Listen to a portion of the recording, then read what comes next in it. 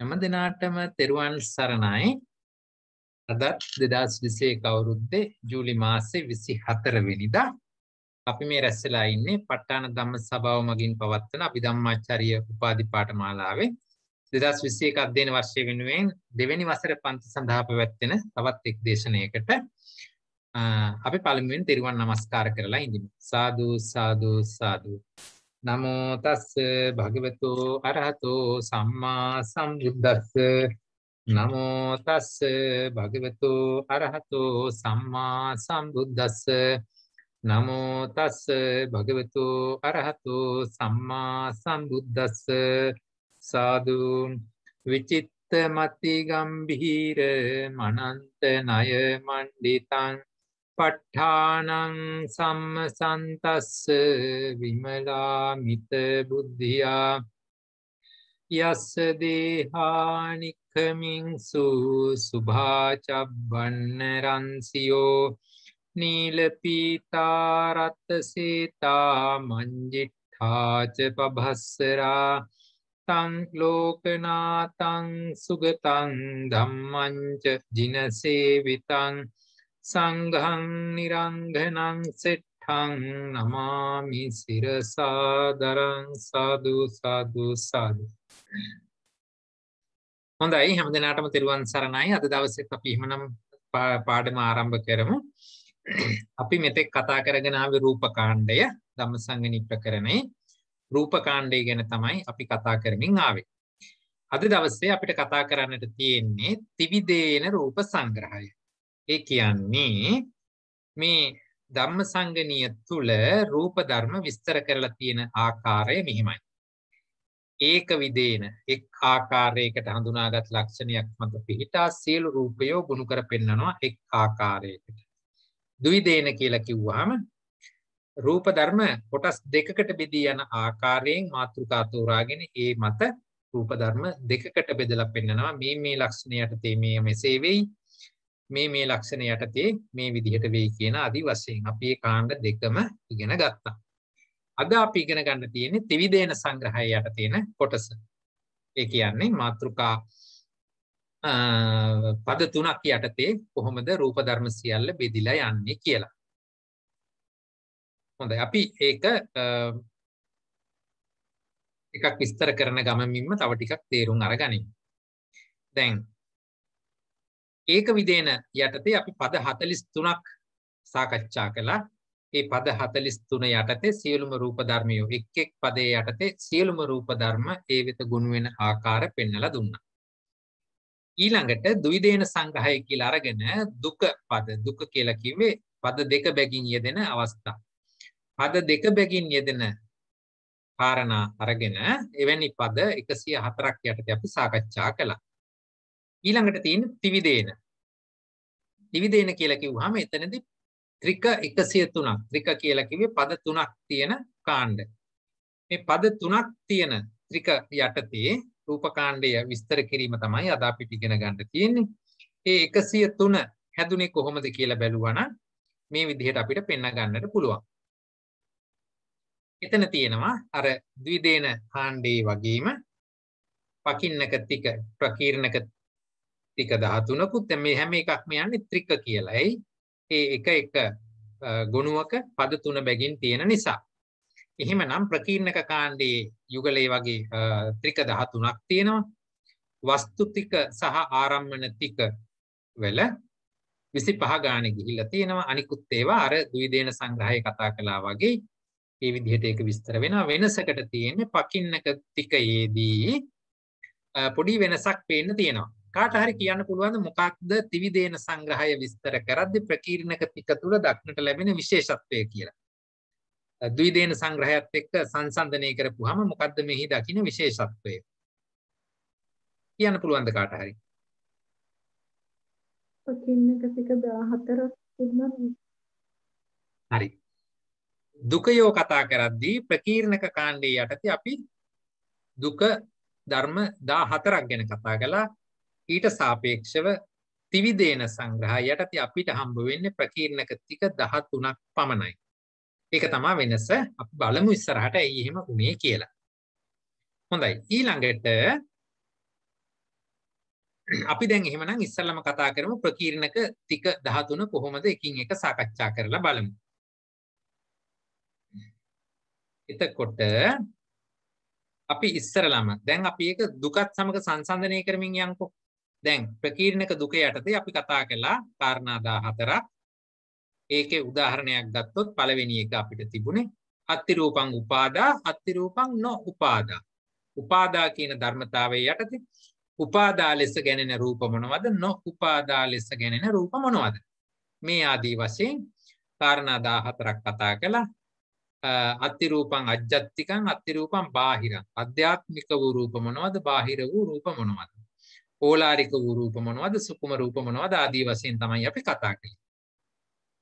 දැන් තික කාණ්ඩය හැදෙන්නේ මේ දුක කාණ්ඩය අනුසාරයෙන්මයි. එහිදී හැදෙන ක්‍රමය තමයි මේ තික කාණ්ඩයේ තියෙන යුගල දෙක අරගෙන ගලපලා පෙන්නනවා පද තුනක් හැදෙන විදිහට. ඒක වෙන්නේ මෙහිමයි. ඔන්න බලන්නකෝ. මෙහිදී විශේෂයෙන් සලකනවා මෙන්න මේ අත්තිරූපං අජ්ජත්තිකං අත්තිරූපං බාහිරං කියලා මම දැන් රතු පාටින් ලකුණු කරපු මෙන්න මේ 12 වෙනි දුකයට මුල් තැන දීලා එයාගේ මූලිකත්වයෙන් තමයි ත්‍රිවිධේන කාණ්ඩයේ ඉස්සරහට යන්නේ. එහෙමනම් මෙතනදී අත්තිරූපං අජ්ජත්තිකං අත්තිරූපං බාහිරං කියන පද යුගලයට සෑහෙන වැදගත්කමක් එනවා. ඊළඟට එයාට මුල් තැන දීලා එයත් සමග අනිත් පද 13 වෙන වෙනම ගලපනවා. මම නැවත කියන්නම්. මෙන්න මේ 12 වෙනි යුගලයට අත්තිරූපං අජ්ජත්තිකං අත්තිරූපං බාහිරං කියන මෙන්න මේ 12 වෙනි යුගලය ඒකට මුල් තැන දීලා ඒ ඇසුරින් එයාව මුල් තැනේ තියාගෙන එයත් එක්ක ගලපනවා අනිකුත් පද එකක් ගානේ. උදාහරණයක් ගත්තොත් අත්තිරූපං අජ්ජත්තිකං අත්තිරූපං බාහිරං කියන පදයට පළමුවෙන් ආමු කරලා බලනවා උපාදා කියන එක. අත්තිරූපං උපාදා අත්තිරූපං නොඋපාදා කියන එක මේකත් එක්ක සම්බන්ධ කරලා බලනවා කොහොමද පද තුනක් හදන්නේ කියලා. මේ විදිහටයි ඒක වෙන්නේ. ඔන්න බලන්නකෝ.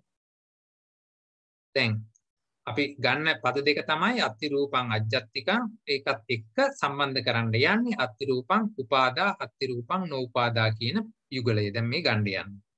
එහෙම අරන් හදන ටික පදේ තමයි මේ තියෙන්නේ. ඡේද 589 බැලුවා නම් ඔයගොල්ලන්ට මේක බලා ගන්නට පුළුවන්. ඡේද 589 පෙරලා ගන්නකෝ. උද්දේශයේ ඇති. උද්දේශ මාතිකාවල. ඡේද 589. යං තං රූපං අජ්ජත්තිකං තං උපාදා. අන්න බලන්න. අජ්ජත්තික බවයි උපාදා බවයි එක්කහු කරලා හාමු කරලා මුසු කරලා එක පදයක් හදාගත්තා. අජ්ජත්තික වූද උපාදා වූද රූපේ මොනවද? දෙවෙනි පදේ යන්තන් රූපං බාහිරං තං අත්ති උපාදා. බාහිර වූ රූප අතරින් උපාදා රූප මොනවද? අත්ති නොඋපාදා. නොඋපාදා රූප මොනවද? මේ විදිහට තමයි මේ යුගල දෙක මුසු කරමින් ත්‍රිවිධේන පද සම්බන්ධය ගොඩනගා ගන්න. අපි මේක තව ටිකක් විස්තරව බලමු. ඔන්න බලන්න දැන් මම පද මේ යුගල දෙක එක්කව කරලා පද තුන හදන්නයි යන්නේ. ඔන්න දැන් අජ්ජත්තිකයකට මුල් තැන දීලා අජ්ජත්තික පදයෙන් කොටසක් ගත්තා. යං තං රූපං අජ්ජත්තිකං. ඒක මම ගත්තේ අජ්ජත්තික 12 වෙනි යුගලය අරගෙන. ඊළඟට දැන් ඕකට පළවෙනි එකෙන් එකක් සම්බන්ධ කරනවා. අන්න පළවෙනි එකෙන් උපාදා කියන එක ඇවිල්ලා ඒක තං උපාදා කියලා ගත්තා. ඒ විදිහට අනිත් පදත් හැදුවා. අන්න බලන්න. දැන් පද තුන හැදුනේ එහෙමයි. අජ්ජත්තික කියන යුගලයයි මේ උපාදා කියන යුගලයයි සම්බන්ධ කරලා ඔන්න පද තුන හදලා පෙන්නුවා. යං තං රූපං අජ්ජත්තිකං තං උපාදා. හරිද? මේක අපිට බලන්න පුළුවන්. ඡේද 589 තියෙන පද තුන තමයි මේ මම විස්තර කරලා අරගත්තේ. යං තං රූපං අජ්ජත්තිකං තං උපාදා. ඒ වගේම යං තං රූපං බාහිරං තං උපාදා තං අනුපාදා නොඋපාදා. හරිද? ඒ කියන්නේ මෙතනදී මේක හදන පදනම මෙහිමයි. මේක දැන් ටිකයක්නේ පද තුනක්නේ. එතනදී මේක ගොඩනගන ක්‍රමය ඇවිල්ලා මේ මුළු රූප 27ම අපි ධම්මසංගණී ඉගෙන ගන්න රූප 27යි. ඒ රූප 27ම මේ කියන පද තුනට අනිවාර්යෙන් ගුණ වෙන්නට ඕනේ. ඉතුරු වෙන්න බෑ ආයි. මේ පද තුනට රූප ඇතුල් කළාට පස්සේ මේ පදවල අර්ථයට අනුව රූප කොටස් ඇතුල් කළාට පස්සේ ආපහු ඉතුරු වෙන්න බෑ. මොකද රූප 27 කොහොම හරි මේ පද තුනට ඇතුල් කරගන්න පුළුවන් වෙන්න ඕනේ. ඒ විදිහට තමයි පද ගැලපිය යුත්තේ. හරිද? එතකොට ඊළඟට එහෙම පදවලට ගලපද්දී පහසුවෙන්ම තනි ගොඩකට යොදා ගන්න පුළුවන් රූප ටික පළමු පදේ හැටියට ගන්නවා. දැන් මෙතනදී අජ්ජත්තිකත් වෙලා උපාදාත් වෙන රූප ටික තමයි පහසුවෙන් ගොඩ දා ගන්න පුළුවන්. පහසුවෙන් අපිට ගොනු කර ගන්න පුළුවන් ඒ ටික. ඒ නිසා ඒක පළවෙනි පදේ හැටියට ඉස්සලම අයින් කරගත්තා.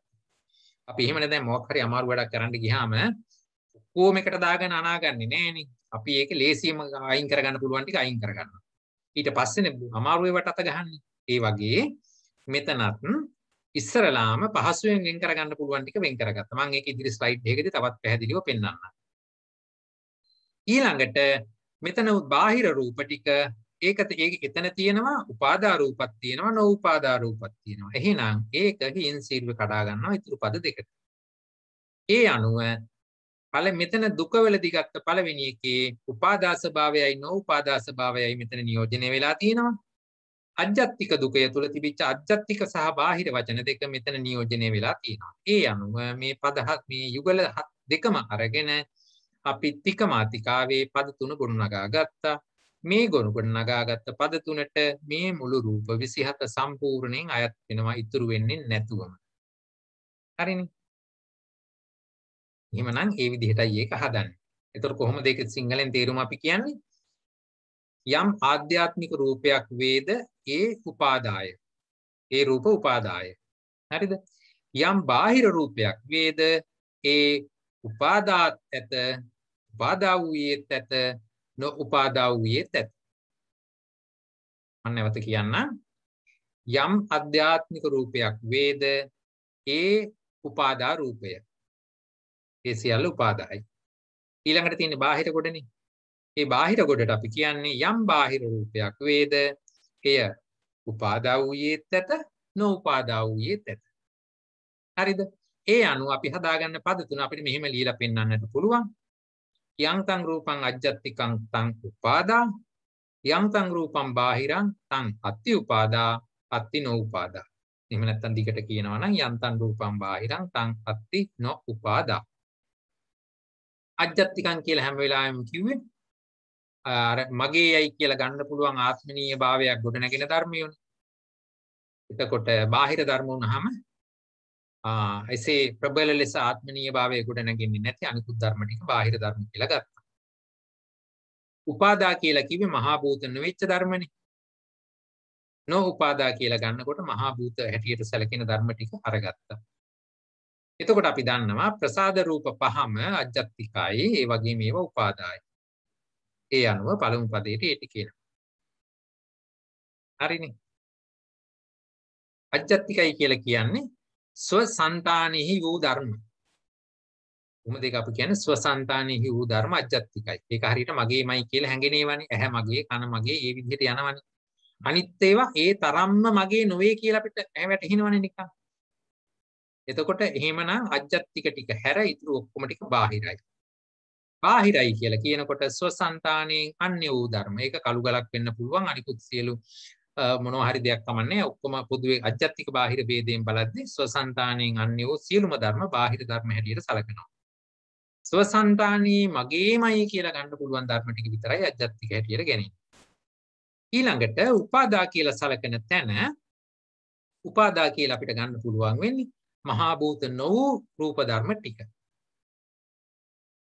හරිනේ. නොඋපාදා කියනකොට අපිට එනවා මහා භූත හැටියට සැලකෙන රූප ධර්ම 4. මේ ටික පැහැදිලිද? මතකද? දැන් මම මේ අලුතෙන් මේ අද පාඩමේදී අලුත් කිසි දෙයක් උගන්වන්නේ නෑ. ගිය සතියේ උගන්වපු දුක මාතිකාව මුසු කරලා ටික පද හදන හැටි විතරයි කියලා දෙන්නේ. අලුත් දෙයක් අපිට මෙතනදී ඉගෙන ගන්න නෑ. දුක මාතිකා ටික මතක නම් දුක රූප ධර්ම දුක යටතේ බෙදපු හැටි මතක නම් ඒකම තමයි මෙතෙන්ට යොදලා තියෙන්නේ. හරිනේ. මේ ඔක්කොම මාතෘකා ටික මේ අර්ථකථන අපි කතා කළා දුක යටතේදී. හරි. දැන් මම මේක තවත් විදිහකට පෙන්නන්නම්. මොනවද අපි අජ්ජත්තික ධර්ම කියලා සැලකුවේ? බලමු මතකද කියලා. කාට හරි කියන්න පුළුවන්ද මොනවද අපි අජ්ජත්තික රූප ධර්ම කියලා සැලකුවේ? චක්කු සෝත ගාන විහා චක්කුසෝත ගාන ජීවහා කාය කියන ධර්ම ටික තමයි අජ්ජත්ති කියලා සැලකුවේ. හරි. ඒ ටික හරි. චක්කුසෝත ගාන ජීවහා කාය කියන ටික තමයි අජ්ජත්තික රූප කියලා සැලකුවේ. ඒ කියන්නේ ප්‍රසාද රූප පහ. හරිද? එහෙමනම් ඒ තමයි අජ්ජත්තික. එතකොට ඒයින් පරිබාහිර වූ අනිත් රූප 22ම බාහිර රූප හැටියට තමයි යන්නේ. මේක හරිනේ. මේ ගැන මොනවා හරි ගැටලුවක් තියනවද? ගැටලුවක් තියෙන අයට තියෙනවා නම් ඡේද 676 පෙරලන්න.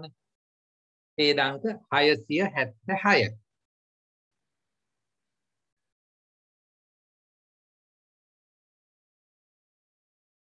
මොකක්ද එතන කියලා තියෙන්නේ? ඡේදාංක 676 පිටුව තියෙන්නේ 310. කතමං සංරූපං අජ්ජත්තික. කතමං සංරූපං අජ්ජත්තික. ඔව් මොනවද එතන කියන්නේ? චක්කායතනම් චක්කායතනං පියාලං කායායතනං ඉදන්තං රූපං අජ්ජත්තික. එහෙමනම් ඒක තමයි මේ කතා කරලා තියෙන්නේ. අජ්ජත්තිකයි කියනකොට ධම්මසංගණේ අපි කලින් කතා කළා ඡේද 676 දී මොනවද අජ්ජත්තික කියේ. එහෙනම් ඒ ධර්මයේ එහෙමමයි. 677 දී ওই විදිහටම බාහිරයි කියන එක විස්තර කරලා පෙන්නුවා. රූපායතනං පෙය්‍යාලං කබලින්කාරෝ ආහාරෝ. අපිට ඕන පොත් නැති අය ඉන්නවා නම් මට පුළුවන් ඒක පෙන්නලා දෙන්න.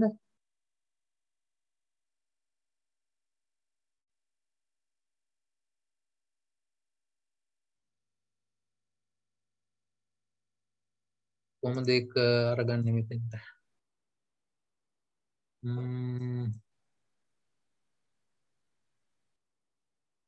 හරි. අපි අරගමු බලන්න ඡේදාංක කීයද මම කිව්වේ 670.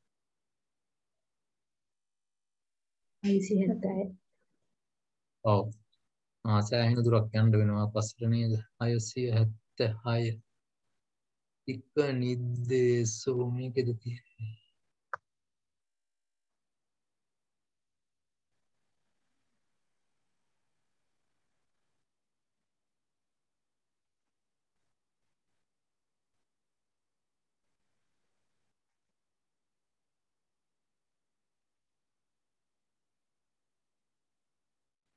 සෑහෙන දුරක් මට යන්න වෙනවා. පෙරලා තියාගත්තේ වැරදි තැන. හරි. දැන් 676.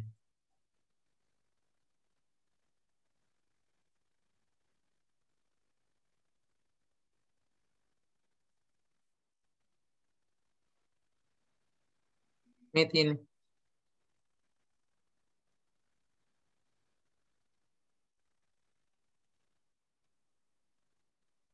ඒක ඒ විදිහට පෙන්වන්න පුළුවන්. කාලයක විතර ගන්න ඔය තියෙන්නේ. කතමන් තං රූපං අජ්ජත්තිකං චක්ඛායතනං පෙය්‍යාලං කායායතනං ඉදං තං රූපං අජ්ජත්තිකං.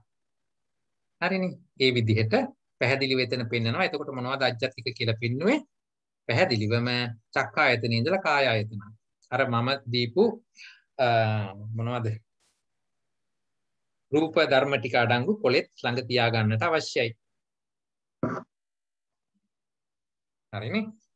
දැන් එතකොට මේ විදිහ මේ එහෙනම් පැහැදිලිවම අජ්ජත්තික ධර්ම කියලා කිව්වේ මේ ටික තමයි. බාහිර ධර්මත් එතන ඒ තිබිච්ච අනිත් ධර්ම ටික තමයි. රූපායතනම් පෙය්‍යාලං කබලින්කාරෝ ආහාරෝ කියන තැනට එනකන් ඒ ධර්ම ටික යනවා. හරිනේ. එතකොට ඊළඟට මේ අජ්ජත් බාහිර ભેදය අපි සංසන්දනය කළේ මොකක්ද එක්කද? උපාදා නෝඋපාදා රූපත් එක්ක. එහෙමනම් උපාදා රූප කියන තැන අපි බැලුවා නම් ඡේදාංක 599. පෙරලා ගන්න ඡේදාංක 599 අරන් බැලුවා නම් උපාදා රූප කියන්නේ මොනවද කියලා පෙන්නනවා. ඡේදාංක 599.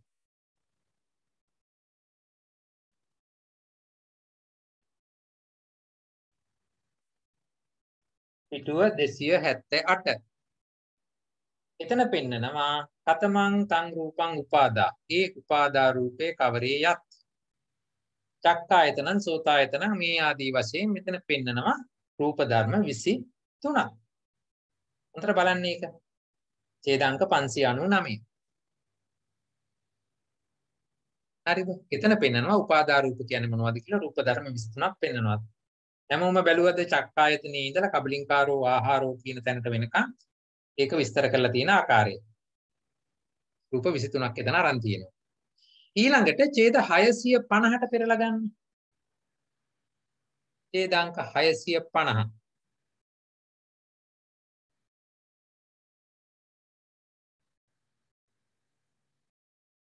අයිසිය 50 තියෙන්නේ 304 පිටුව තුල.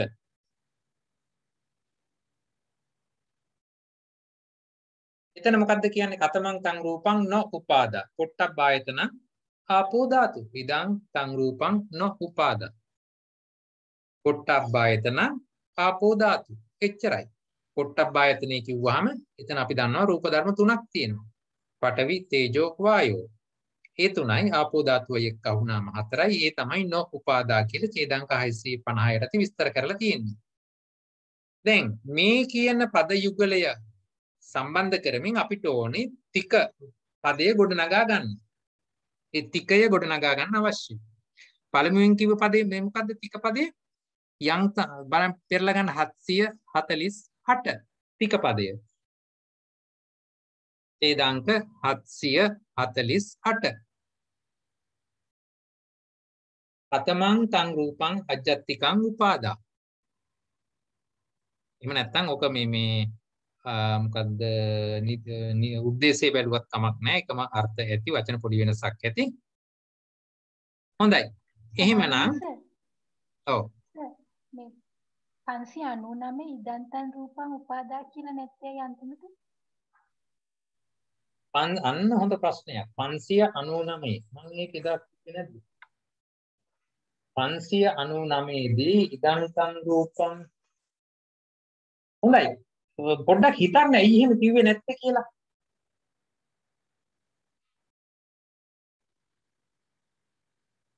නිर्देशය නිසා. ඒක නිर्देशයක් නිසා. ඇයි? නිर्देशේ වූපමණින් එසේ කියන්නට බෑ. ඒකට පස්සේ පටිනිर्देशයක් දීලා තියෙනවා. එතකොට නිर्देशයේදී අර කෙහෙම කියන්නේ නැහැ. මට මතක හැටියට ඕකම ওই විදිහටම තමයි ඡේදාංක 58ද. මතක හැටියට ඒ වගේ තැනකත් ඕක අපි කතා කළා ඉස්සරහ. මට මතක හැටියට ඡේදාංක 58 වෙන්න කියලා මම හිතනවා.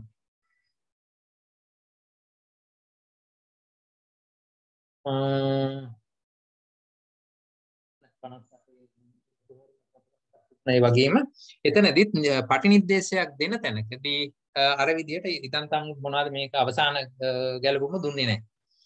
හරි මොකද ඊට පල්ලෙහායින් පටිනිर्देशය දෙනවා. ඒ පටිනිर्देशයේ එක එකක් වෙනුවෙන් ඒ ඔය කියන කතාව යෙදෙන නිසා. හරිනේ. ඊළඟට දැන් අපි 748 ඡේදය ආරම්භ වෙලුණා. යන්තං රූපං අජ්ජත්තිකං තං උපාදා. හරිද? එතකොට එතන ඔයගොල්ලන්ට මේක උද්දේශයෙන් බලනවද නිर्देशයෙන් බලනවද කියන එක මත මේ මුල වචන දෙක වෙනස් වෙයි. කොහොම හරි කියන්න ඕනේ අජ්ජත්තික වූද උපාදා වූද රූපයත. දැන් ඔයගොල්ලන්ට මෙතනින් පැහැදිලිව පේනවනේ. අජ්ජත්තික වූ රූප තියෙන මෙච්චරමයි. මේ අනිත් ඔක්කොම හිස්. වෙන කොහොමවත් අජ්ජත්තික රූප නැහැ මෙතන. එහෙනම් පහම තමයි. එහෙමනම් එයාව ඉස්සරලාම එළියට දාගන්න එක ලේසිනේ. ඒ නිසා තමයි පළවෙනි පදේ හැටියට එහෙම ගැලපුවේ. හරිද? තනි ගොඩකට ගත හැකි රූප සියල්ල පළවෙනි පදයයි පළවෙනිම අයින් කරගන්න පුළුවන් ලේසිම කොටස අයින් කළා. ඊළඟට බාහිර ධර්ම හැටියට තියෙන ඉතුරු ඔක්කොම තමයි උපාදා හැටියටත් නොඋපාදා හැටියටත් බෙදලා තියෙන්නේ. මේ බලන්න. මේ බාහිර ධර්ම ටික තමයි උපාදා හැටියටයි නොඋපාදා හැටියටයි දෙකට බෙදෙන්නේ. පළවෙනි එක්කිනා කිසිම දෙකට බෙදිල්ලක් නැහැ. සියලුම අජ්ජත්තික ධර්ම උපාදායි. ආයි නොඋපාදා ගොඩේ අජ්ජත්තික ධර්ම මොනවාක්වත් නැහැ. එහෙම පෙන්නලා නැහැ. සියලුම අජ්ජත්තික ධර්ම උපාදායි. එහෙනම් එයාව ලේසියෙන් අයින් කරගන්න පුළුවන්. ඒ නිසා එයාව පළවෙනි පදේ හැටියට අයින් කරගත්තා. යම් තං රූපං අජ්ජත්තිකං තං උපාදා. එහෙනම් ඉලක්කම කීය දෙන්නේ රූප ධර්ම 5යි. දෙවෙනි පදේ දැන් හදමු. එතකොට දැන් අපිට කියන්න තියෙන්නේ බාහිර වූ ඉතුරු රූප අජ්ජත්තික මේ උපාදාත් වෙනවා නොඋපාදාත් වෙනවා කියලානේ කියන්න ඕනේ. එතකොට පද තුන අපූර්වට ඉවරයි. එහෙමනම් ඊළඟට කියන්නේ බාහිර වූ රූපයෙන් මොනවද උපාදා වෙන්නේ කියන එක ඊළඟට කියන්න. නොයි තියෙන්නේ මෙන්න මේ රූප ධර්ම ටික. යං තං රූපං බාහිරං තං අත්ති උපාදා. මේ ටික එක්කහුවොත් 18ක් හැදෙයි. 4යි 2යි 6යි 1යි 7යි 9යි 10යි 3යි 17යි 18යි. ඔය තියෙන්නේ. යන්තං රූපං බාහිරං අත්ති උපාදා රූප ධර්ම 18යි. වෙන්න මේ ටිකේ තියෙන ඒ ටික. බාහිර වෙලා උපාදා වෙන ටික. ඊළඟට ඉතින් ඉතුරුනේ තුන්වෙනි පදේට බාහිර වෙලා මෙතන නොඋපාදා වෙච්ච ටික. හරිනේ. එහෙමනම් කොහොමද දැන් මේක උත්තරේ අපිට හම්බ වෙන්නේ? යන්තං රූපං අජ්ජත්තිකං තං උපාදා කියලා කිව්වහම රූප ධර්ම 5යි මුවදේ ප්‍රසාද රූප 5. ඒ කියන්නේ චක්කායතනං, සෝතායතනං, ගානායතනං, જીවහායතනං, කායායතනං. හරිද? ඊළඟට යන්තං රූපං බාහිරං තං අත්ති උපාදා කියලා කිව්වහම මෙන්න මෙතන තියෙන ගෝචර රූපයෙන් පටන් අරගෙන. ඒ කියන්නේ රූපායතනයේ ඉඳලා පටන් අරගෙන අපිට මෙතන එන කබලින්කාරෝ ආහාරය වෙනකන් ඉන්න පුළුවන්. හැබැයි පොට්ටබ රූපය යාපුවයි අයින් කරලා. තුන්වෙනි පදේට යන්තං රූපං බාහිරං තං අත්ති නොඋපාදා.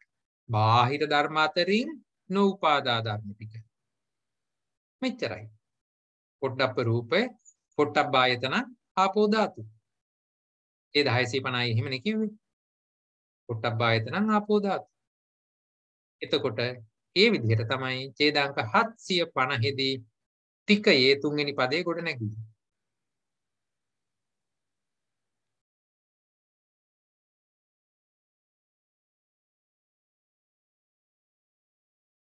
හරිද? මේ ගැන මොනවා හරි ගැටලුවක් ප්‍රශ්නයක් තියෙනවද මේ පද ගැලපීම ගැන? තේරුණාද? කොහොමද පද ගලපගන්නේ? කොහොමද පළවෙනි පදේ ගොඩ නගාගන්නේ? ඕනම තැනකදී පළවෙනි පදේ ගොඩ නගාගන්න ලේසියෙන්ම ගොඩ දාගන්න පුළුවන් ටික. හරිද? එයාව පහසුවෙන් අල්ලගත්ත හැකිනේ. ආයේ දෙකට බෙදිලි තුනට බෙදිලි නැහැ. කෙලින්ම ඍජුව අරගන්න පුළුවන් දෙයක්. අජ්ජත්තිකත් වෙලා උපාදාත් වෙන එච්චරයි. මොකද අජ්ජත්තික ගොඩේ වෙන බෙදෙන ආපහු කෑලි නැහැ. හරිද? මේක පැහැදිලිද මේ ක්‍රමේ?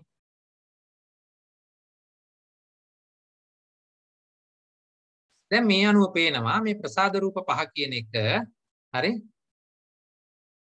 මහා භූත කියන ගොඩට නොවැටි වෙනම පවතින ඒක මහා භූත රූප නිස්සය කරගෙන හැදිච්ච වගේ ඇත්ත. නමුත් මේ ප්‍රසාද රූප පහ කියන්නේ වෙනමම පරමාර්ථ ධර්ම. මේ අනිත්වත් එහෙම තමයි. හරි? මහා භූතයෝ ඒගොල්ල මහා භූත ස්වභාවය ඉදිරිපත් කරමින් වෙනමම ඉන්නවා. ඒ අසුරෙන් හැදිච්ච උපාදා රූපයෝ ඒ උපාදා රූපයට ආවේනික ගුණ ඉදිරිපත් කරමින් ඒගොල්ල ස්වාධීනව පිනී සිටිනවා. හරිනේ? මං හිතනවා මේක තේරෙන්නට ඇති කියලා. එහෙමනම් කොහොමද මේකේ අපි නිर्देशයේ පද තුන ගොඩනගා ගත්තේ? 748 බලන්න පොත කතමං තං රූපං අජ්ජත්තිකං උපාදා. අජ්ජත්තික වෙලා උපාදා රූප වෙච්ච කාණ්ඩය මොකද්ද? උත්තර හරිද? චක්කායතනං පෙය්‍යාලං කායායතනං ඉදං තං රූපං අජ්ජත්තිකං උපාදා. හරිද? දෙවෙනි එක. කතමං තං රූපං බාහිරං උපාදා. රූපායතනං පෙය්‍යාලං කබලින්කාරෝ ආහාර. ඉදං තං රූපං බාහිරං උපාදා. මෙතන ප්‍රසාද රූප පහ එළියට ගියාම ඊළඟට පටන් ගන්න රූපායතනේ. ඒ රූපායතනේ ඉඳලා කබලින්කාරෝ ආහාර වෙනකන් ඔක්කොම අරගත්තා.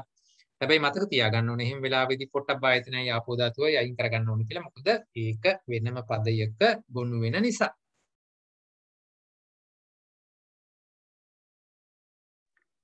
සමාවෙන්නස අර රූප පෙන්නකොට පොට්ටබ්බ රූපේ වෙනම පෙන්වන්නේ ඒක ආයතන විදියට ගන්න ඕන නිසාද?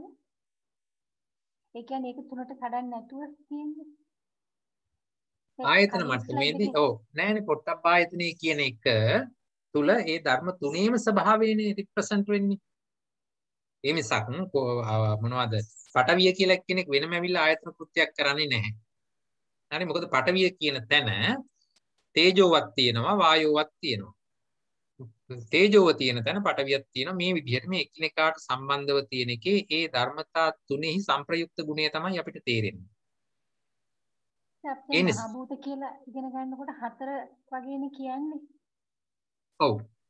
එතකොට මේ 3යි 1යි එහෙම දාන්නේ ආයතන මට්ටමින් කතා කරද්දී ආයතන ස්වරූපයට ඉදිරිපත් වෙන්නේ පොට්ටබ්බ ආයතනයේ විතරයි. මොකද ආපෝ ධාතුව ආයතන ගුණයක් පෙන්වන්නේ නැති නිසා.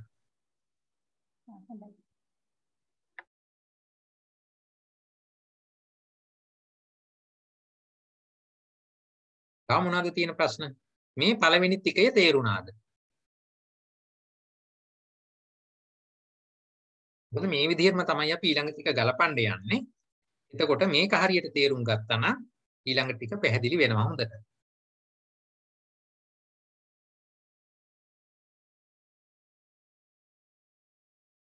හරි මම හිතනවා පැහැදිලි ඇති කියලා. එහෙනම් අපි ඊළඟ එකට යමු. තව මේකම රිපීට් කරද්දි මේව හොඳට මතක් වෙනවා.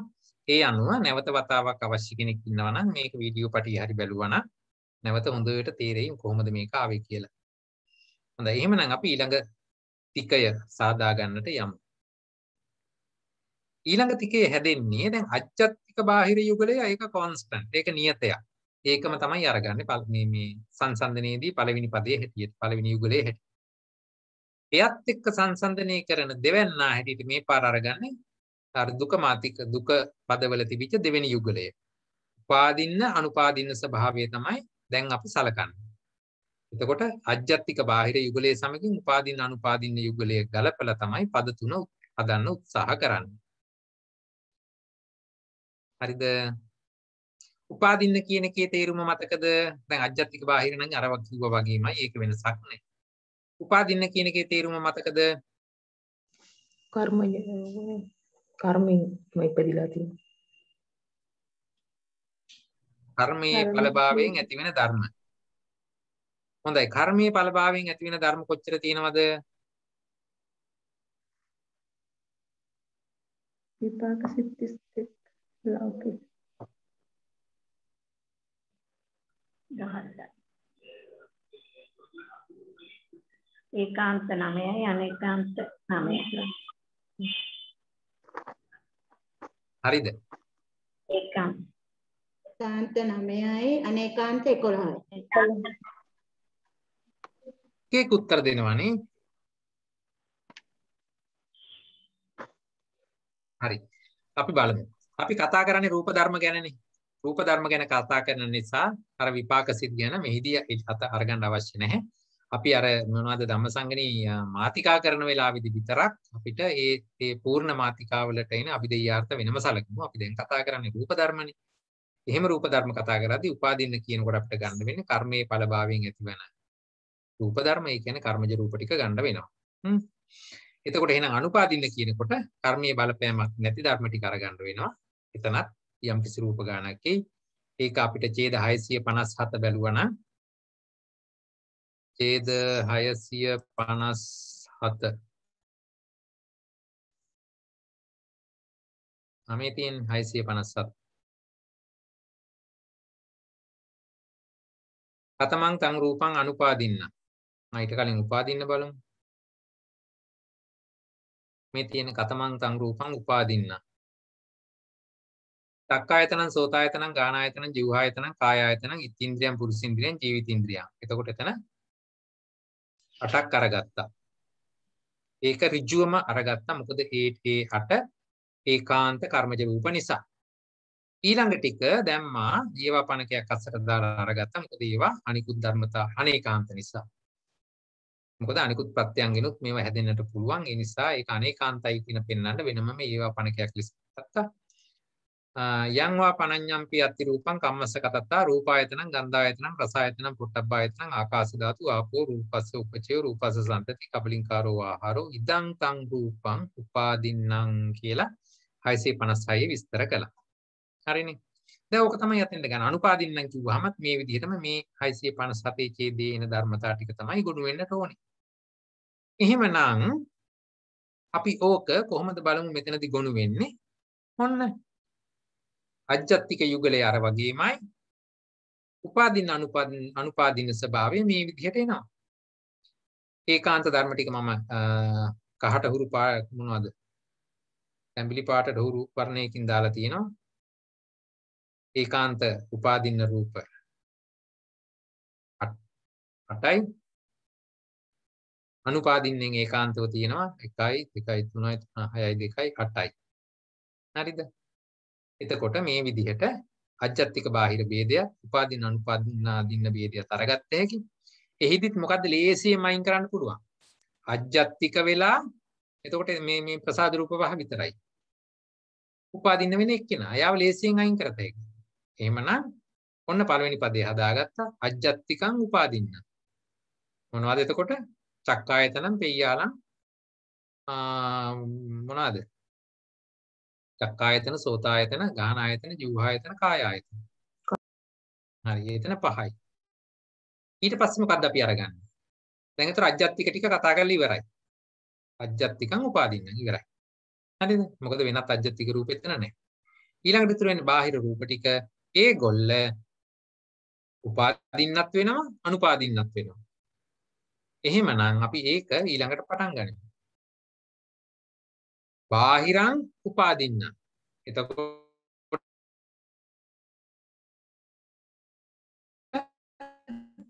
උපාදින්න රූප ඔක්කොම 19. 19න් පහ ගියා නම් ඉතුරු ටික 14යි. ඒ 14 එහෙනම් බාහිරං උපාදින්න. හරිද? එතකොට බාහිරං උපාදින්නම් කිව්වහම ධර්මතා 14ක් ගොනු වෙනවා. රූප ධර්ම 14ක්. ඊළඟට බාහිරං අනුපාදින්න. එහෙමනම් එතන මේ බාහිරං අනුපාදින්නම් කියලා මේ ඉලක්කම 19 අනුපාදින්න ගොඩේ ඒකාන්ත හා අනේකාන්ත වශයෙන් ඇවිල්ලා තියෙන 19ම තුන්වෙනි පදේ හැටියට එනවා බාහිරං අනුපාදින්න.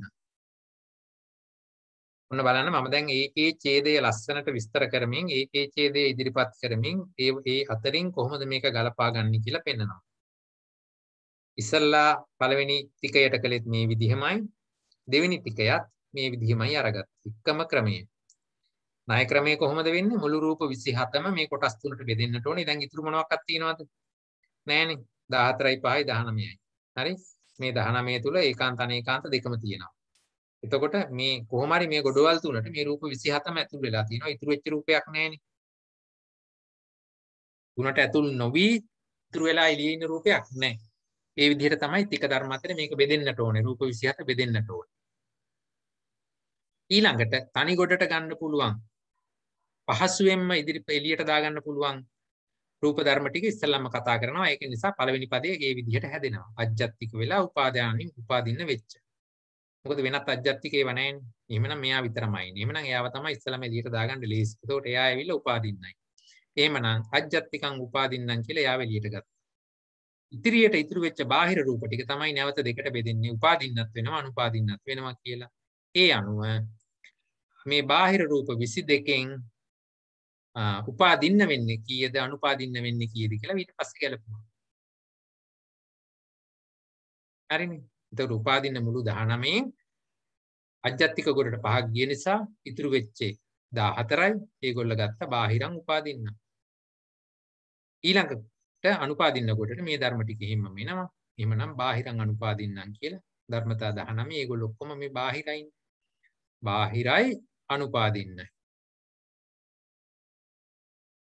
හරිද?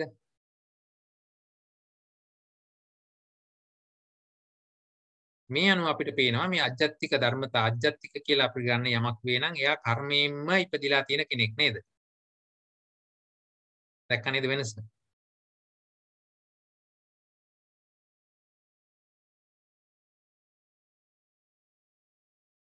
හරිනේ. ඒක පැහැදිලි. ඒ අනුව මේක පෙළ පොතේ කොහොමද මේ පද තුන නිවැරදිව ඉදිරිපත් කරලා අර්ථ ඉදිරිපත් කරන්න කියලා බලමු. ඡේදාංක 751 කොහොමද කියන්නේ බල පෙරලා ගන්න 751ට.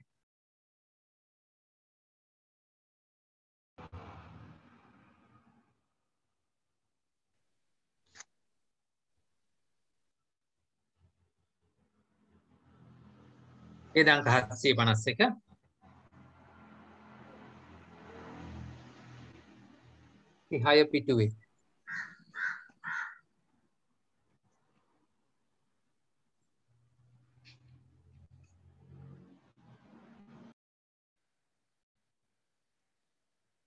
ඒ ගැලපීම හරිද? කතමං තං රූපං අජ්ජත්තිකං උපාදින්න. එතකොට චක්කායතනම් පෙය්‍යාලං කායායතනම්. එතකොට එතන රූප ධර්ම 5යි. හරිනේ. ඊළඟට කතමං තං රූපං බාහිරං උපාදින්න. අජ්ජත්තික කොට ගෙඩි පිටින්ම පළවෙනි පදයට දාලා අයින් කරලා ඉවරයි. එහෙනම් දැන් ඉතුරු වෙලා තියෙන්නේ බාහිර පදයේ. එයාගේ එක කොටසක් උපාදින්නයි අනිත් කොටස අනුපාදින්නයි. එහෙමනම් මොනවද උපාදින්න කියලා වෙන්න දැක්ව ඡේදාංක 752කින් ඍජුව එන ඒකාන්ත වශයෙන් එන ටික පළමුවක් ඉතුරු ටික දෙවෙනුවක් දාලා පෙන්නලා දීලා තියෙනවා. ඒ අනුව එතෙන්ට රූප ධර්ම 14යි. 753 දී පෙන්නනවා බාහිරත් වෙලා අනුපාදින්න වෙන ඒවා. එතනදී ඒ කියන 19ම ආවා. හොඳට කියවලා බලන්න හරිද කියලා.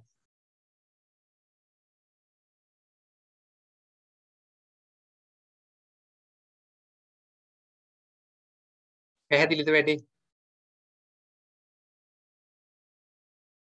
දැන් මෙතන දෙවෙනි පදයට අරගත්ත ඉන්ද්‍රියම් පුරුෂින්ද්‍රියම් කියන භාව රූප දෙක ආයතන කෘත්‍යයක් කරන්නේ නැහැ. ඒ නිසා ඒක බාහිරං උපාදින්නම් කියලා අරගත්තා. ඊළඟට තව මොනවද මේකේ තියෙන විශේෂය? ජරතා අනිච්චතා කියන රූප දෙක කිසිදු ප්‍රත්‍යයකින් හටගන්නේ ඒවා නෙමෙයි. හරිද? ඒ නිසා තමයි තුන්වෙනි පදයට ඒක දාලා ජරතස් අනිච්චතා කියලා ඒවක ඊවා පණකයට කලින් දැක්කේ. හරිද ඒක? හරි. ප්‍රශ්න තියෙනවා නම් අහන්න ඕනේ. තේරෙන්නේ නැති තැනක් තියෙනවා නම්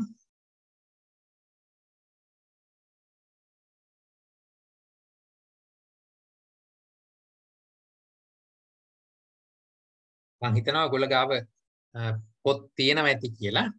තව මේ ධම්මසංගණී පෙළ පොත නැති කෙනෙක් එහෙම ඉන්නවද අපේ කාණ්ඩය තුල?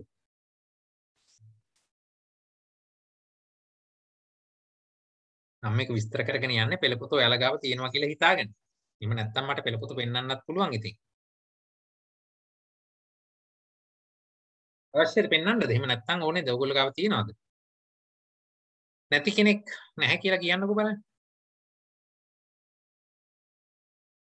මේ පෙළ පොතේ තියෙන වගන්තිම තමයි මම මෙතෙන්ට අරගෙන තියෙන්නේ.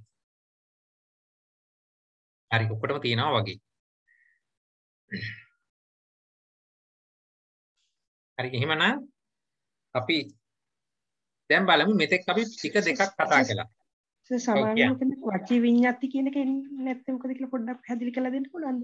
බාහිරන අනුපාදින්න කාය විඤ්ඤාති වචී විඤ්ඤාති නැද්ද? ඒක සමා වෙන්නේ.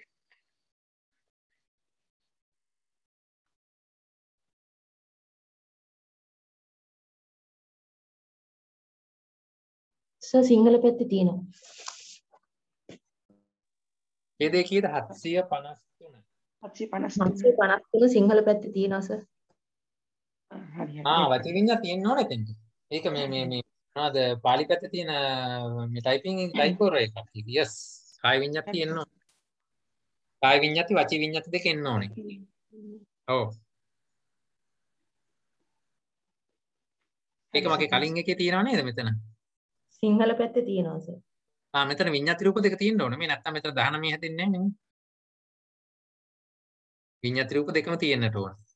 හරිද? එතන 19 හැදෙන්න ඕනේ 657 විදිහට. 657 ඒක තිබුණාද?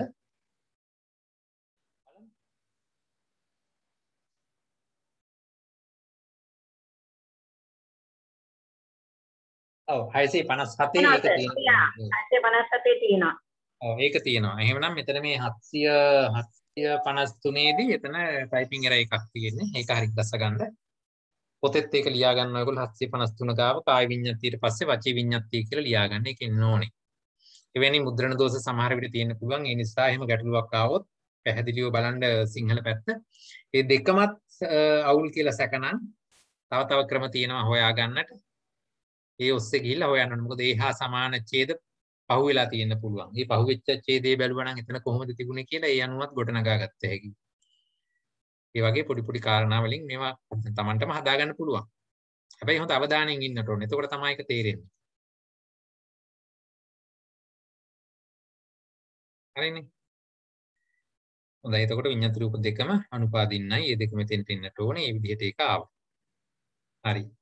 ඊළඟට මේක හදාගෙන යමුද?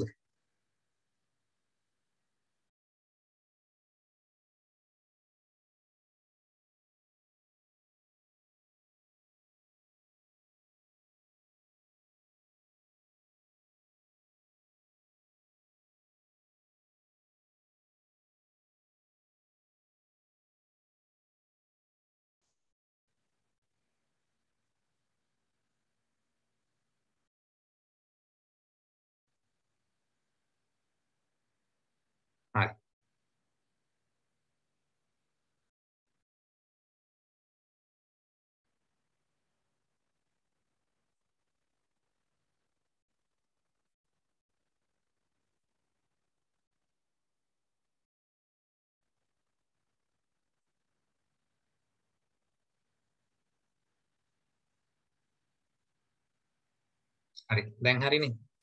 කාය විඤ්ඤාති වචී විඤ්ඤාති දෙකම දැන්. හරි. දැන් ඔන්න අපි ටික දෙකක් ගොඩනගලා පෙන්නුවා මේක මේ විදිහට හරි කියලා. හොඳයි. ඊට පස්සේ අපි දැන් බලමු මෙතෙක් සාකච්ඡා කෙරුවා පළවෙනි ටිකේ සහ දෙවෙනි ටිකය.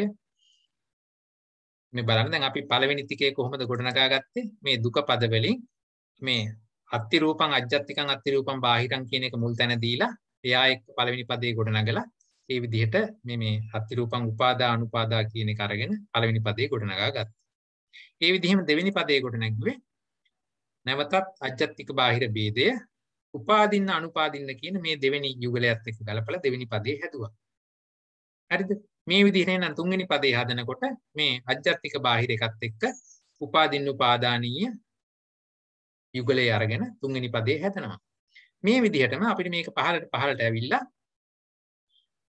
අන්තිම පදේ හැදෙනකොට අපිට හැදෙන්නේ මේ අත්ති රූපං අජ්ජත්තිකං කියන එකයි දුරේ සම්තිකේ කියන එකයි එක්ක අහුවෙලා 13 වෙනි එක හැදෙනවා. එතකොට 14ක් එන්නේ නැත්තේ ඇයි කියලා අහුවොත් අපිට කියන්න තියෙන්නේ මේ 12 වෙනි පදේ එක්ක දැන් මේ විදිහට පළවෙනි පදේ සම්බන්ධ කළා, දෙවෙනිය සම්බන්ධ කළා, තුන්වෙනිය, හතරවෙනිය කියලා 11 වෙනියට පස්සේ 12 වෙනියා කියලා අජ්ජත්තික එකත් එක්ක සම්බන්ධ කරන්නට බෑනේ. තේරුණානේ? ඒ නිසාවෙන් එක යුගලයක් මෙතනදි මග ඇරෙනවා. ඒ අනුව පකින්නක දුකේ දුකවලදී 14ක් තිබිච්ච එක තිකවලට එද්දි 13යි යදින්නේ. ඒක පැහැදිලිද? එයි 12 වෙනියට තියෙන අජ්ජත්තික බාහිර කියන ධර්මය එයත් එක්කම ගලප ගන්න බෑනේ ඉතින්.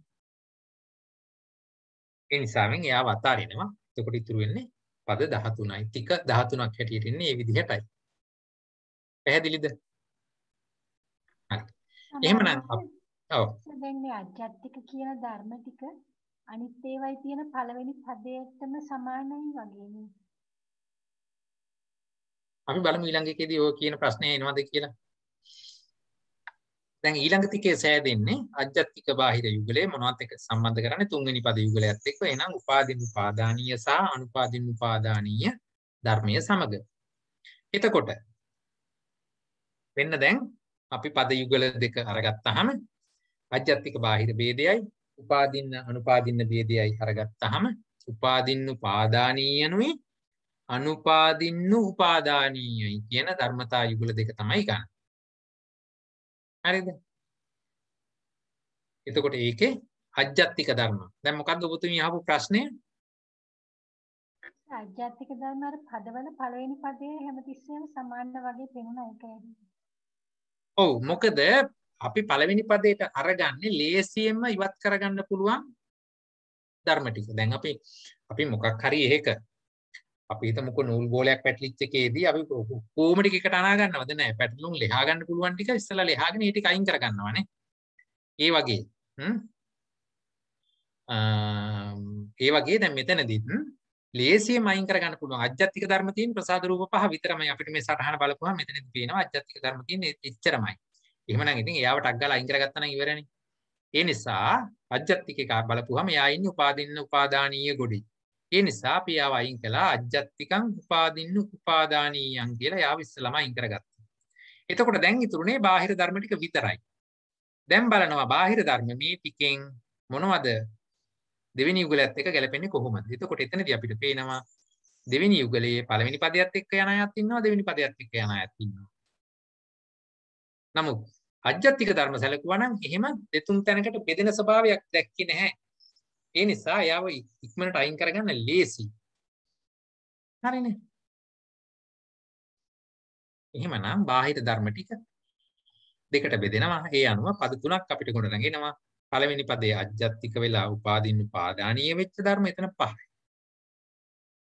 දෙවෙනි පදයට ගන්න. එහෙනම් දෙවෙනි පදයයි තුන්වෙනි පදයයි බාහිර ධර්මයි කතා කරන්නේ. ඒ බාහිර ධර්මයෝ නැවත දෙකට බෙදෙනවා. උපාදින්න උපාදානීයන් කියන කොටටයි අනුපාදින්න උපාදානීයන් කියන කොටටයි.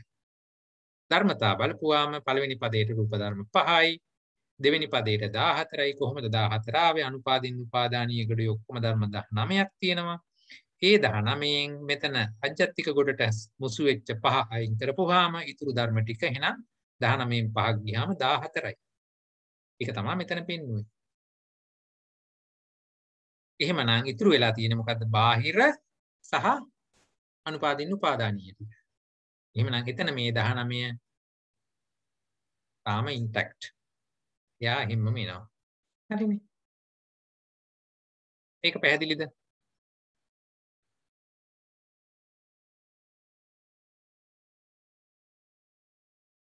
තුන්වෙනි වලට එන්නේ නැහැ මේ භාව රූප දෙකයි ජීවිත රූපයයි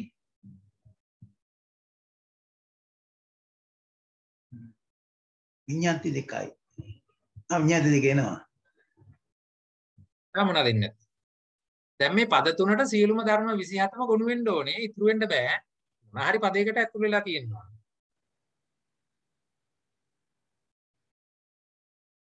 භාව රූප දෙක හැම වෙලාවකම උපාදින්නයි. ඒ සහ ඒක උපාදානීයයි.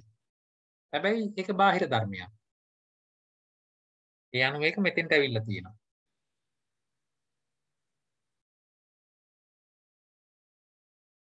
ජීවිත රූපයත් එහෙමයි නේද? ජීවිත රූපයත් එහෙම. ජීවිත රූපය අනිවාර්යයෙන්ම උපාදානීයයි. උපාදින්නු උපාදානීයය. දැන් මේ අනුව අපිට පේනවා සාමාන්‍යයෙන් ලෞකික සිතකදී සියලුම රූප ධර්මිය උපාදානයන්ට හසු වෙනවා කියලා නේ. එහෙම පේනවද මෙතනදී?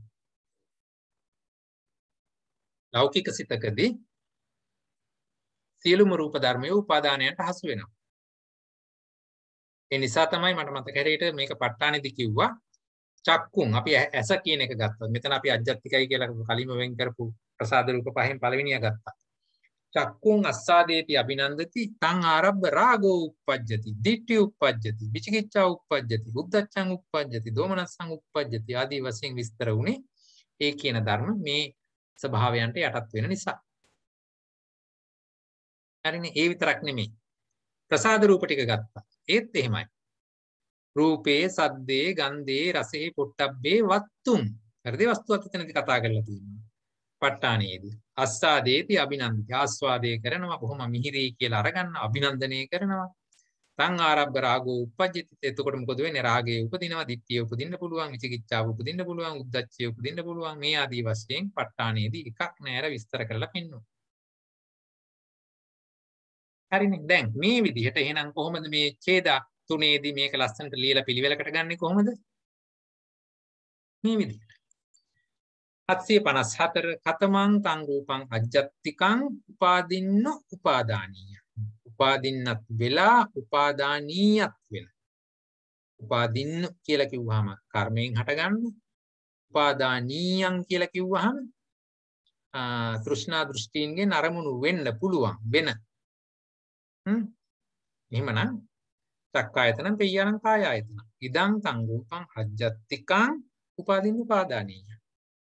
ඔයගලන්ට අමාරු වුණොත් මේ ගැළපීම නෙමෙයි අමාරු වෙන්නේ මේ වචනවල අර්ථ තාම හුරු නැති බව. ඒ මිසක් මෙතන අමුතු රොකට් සයන්ස් එකක් නැහැ. බොහොම සරල ක්‍රමවේදයකට බුදුරජාණන් වහන්සේ මේ ත්‍රිකය ගලපලා තියෙනවා.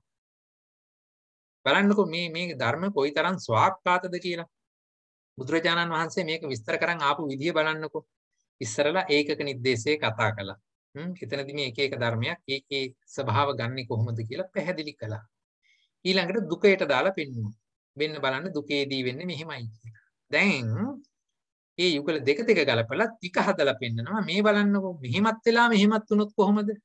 එතකොට මෙන්න මේ ධර්ම ටික විතරයි. අජ්ජත්තිකත් වෙලා උපාදින්න උපාදානීය වුණොත් මොකද වෙන්නේ? එතකොටත් වෙන්නේ කාය ආයතන චක්කායතනයි කාය ආයතනයි අතර ධර්ම ටික තමයි. මෙන්න මේ වාගේ කරුණු නිසා තමයි හැම විටකම අපේ බුදුදහම ස්වාක්ඛාතයි කියලා වෙන්නේ. මේ එක තැනකදීවත් ආයේ කලින් කිව්ව එකට වඩා වෙනස් ස්වරූපයක් දෙවෙනුවට කියලා නැහැ. ලස්සනට විස්තර වෙලා තියෙනවා. හරි. ඊට පස්සේ දැන් එතකොට ඔන්න මෙතන 754 755 756 කියන ඡේද තුන මේ විදිහට ගැලපෙනවා. එතන ගැටලුවක් තියනවද? සමාවෙන්න උතන දැන් අර උපාදින්න උපාදානියා කියන ඒ අර බැඳි අකුරු තියෙනකොට ඒක අපි කොහොමද ඒක උපාදින්න අනුපාදීනියා කියන නොවේ කියලා ඒක දැනගන්න නිකන් ටිකක් පැටලිලි හින්දා අහන්නේ. දැන් උපාදින්න උපාදානියා කියනකොට ඒක නිකන් උපාදින්න උපාදානියා කියලා අපි හරි වචන දෙකම ලියා ගන්නකො ළඟ. උපාදින්න උපාදානීය. ඉතින් වචන ගලපන්න. උපාදින්න උපාදානියන්න උ න උ වෙනකොට ඒක නු වෙනව නේද? උපාදින්න එක වචනයක්. උපාදානීයා එක වචනයක්. එතකොට උපාදින්න එකේ අවසාන අකුර මොකද්ද? නයන්න. උපාදින්න නයන්න. උපාදානීයා කියන එකේ පළවෙනි අකුර මොකද්ද? යන්න. උයන්න. හරිද? ගෙදර ගිහිල්ලා නෙමෙයි. මේ උයන්න. හරි? එතකොට පළවෙනි පදේ අවසාන අකුර ස්වර ව්‍යංජන කඩා ගන්න. නයන්නට එන්නේ හල් නයන්නයි අයන්නයි. හරිද? එතකොට ඊළඟට අපි දෙවෙනි පදේ මුල අකුර වෙන්නේ උයන්න. දැන් හල් නයන්න අයන්න උයන්න. ඕකේ අයන්න ලොක් කරන්න. එතකොට හල් නයන්න උයන්නත් එක්ක සම්බන්ධ කරන්න. එතකොට මොකද වෙන්නේ? න් අකුරයි උයන්නයි වුණාම නු. අයන්න කැපුවා. එතකොට උපාදින්නු පාදානීය. හරිද? ඒ විදිහට වචන සංදි කරන්න විසන්දි කරන්න පුළුවන් වෙන්නට ඕනේ. ඔව් කියන්නේ. ඉතින්දී පුරුසින්දී ආයතනයක් වෙන්නේ නැහැ කියලා නිසානේ ඒක අජ්ජත්තික වෙන්නේ නැහැ කියලා බාහිරයි කිව්වේ. ඉතින්ද්‍රියම් පුරුසින්ද්‍රියම්ද? ඔව්. ඔව්. එතකොට රූපායතන ගන්ධායතන ආයතන වෙන්නේ චක්කායතනෙත් එක්ක රූපායතන සම්බන්ධ වෙන හින්දාද? බාහිර වෙලා නෑ ආයතනයක් කියන එකේ අර්ථකථනය අරගන්න. ඒක අර්ථ දක්වලා තියෙන්නේ කොහොමද? දැන් සාමාන්‍ය ආයතනයක් ගන්නකො කලර් ක්‍රෝම්. හරි? මොකක් හරි ආයතනයක් ගත්තාම ඒ මොකක්ද එතනදි කරන්නේ? එතන මොනවා හරි නිෂ්පාදනයක් වෙනවා. යමක් නිපදවනවා, හදනවා. හරිද? ඒක තමයි අපේ භෞතික ලෝකේ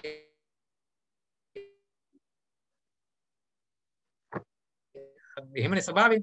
එහෙමනම් හැදෙනවා නම් මේ නිසා යමක් හැදෙනවා නම් දැන් චක්කායතනෙ නිසා මොකද්ද හැදෙන්නේ? චක්කුංච පටිච්ච රූපේච උප්පද්දේ චක්කු විඥානං. අන්න චක්කු විඥානේ ඉපදිලා තියෙනවා. කුමක් නිසාද? චක්කායතනෙ මුල් කරගෙන. හරිද? ඒ විතරක්ද? නෑ.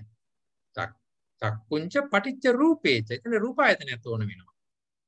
එතකොට ඒ දෙන්නම නිසා තමයි එහෙමනම් චක්කු විඥානය ඇති උනේ. එහෙමනම් චක්කුවත් ආයතනයක්, රූපයත් ආයතනයක්. සෝතයත් ආයතනයක්, සද්දයත් ආයතනයක්. දැන් ඔය විදියට ගිහිල්ලා ඉත්ත්‍ින්ද්‍රියටයි පුරුසින්ද්‍රියටයි ආයතනය කියන්න ගත්තා නම් එහෙම මම දන්නේ නැහැ මේ ලෝකෙ කොහෙන් කෙලවර වෙයිද කියලා. ඒ නිසා මේ දෙක ආයතන කෘත්‍ය කරන්නේ නැහැ. ඒ වුන් දෙන්නා නිසා හෝ වුන් තනි තනියෙන් ඉඳගෙන හෝ වෙනම අපිට චිත්තචෛතසික නිෂ්පාදනය කරලා දෙන්නේ නැහැ. හැදෙන්න මේ ඉපදෙන්න නිස්සය ප්‍රත්‍ය සපයන්නේ නැහැ. දැන් ඔය ඉතින් හරියට ඉගෙන ගන්න තව චුට්ටක් ඉස්සරහට එන්න ඕනේ. එයි මොකද්ද නිස්සය ප්‍රත්‍ය? වත්තු ස්වභාවය දෙන්නේ නැහැ. හරිනේ. ඒ නිසායි ඒවා අපි වෙනම අයින් කරලා තියෙන්නේ. ආයතන කෘත්‍ය කරන්න හැම වෙලාවෙම ධාතු 10ක් විතරයි ඉදිරිපත් උනේ.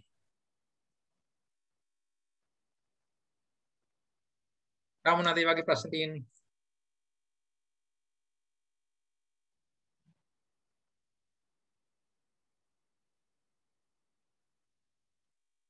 හරි. ඊට පස්සේ අපි එහෙමනම් හතරවෙනි යුගලයටත් යන්. හතරවෙනි යුගලයේ සෑදෙන්නේ අජ්ජතික බාහිර යුගලයත් සමග සනිදස්සන අනිදස්සන කියන එක. මේක නම් හරිම පහසුයි. රයිට්. මේක මම කියන්නේ නෑ. දැන් කියන්න අජ්ජත්තික රූපයෝ සනිදස්සනද අනිදස්සනද?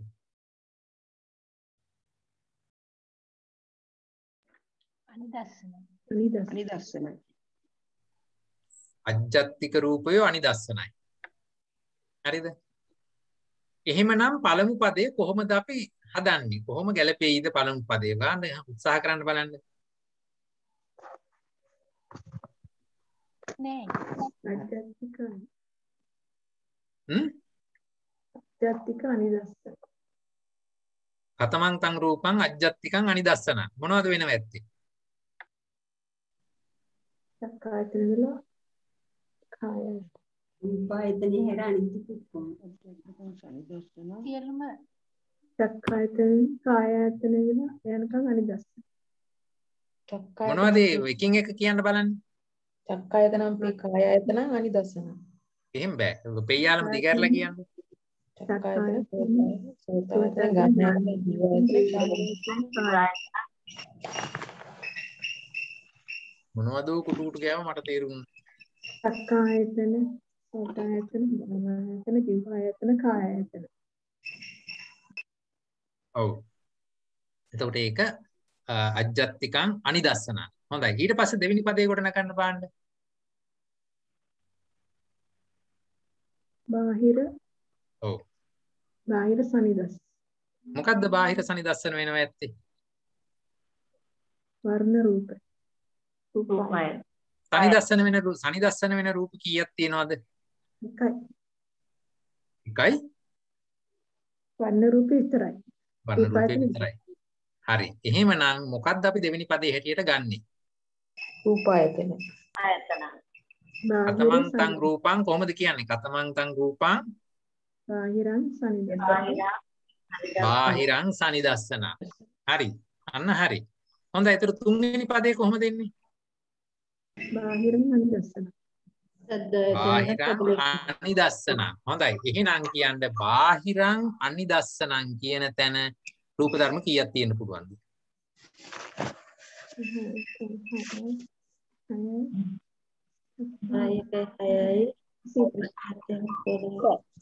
ඔක්කොම අනිදස්සන රූප කීයද? 26යි. 26යි. ඒකෙන් කීයක් පිට ගියාද?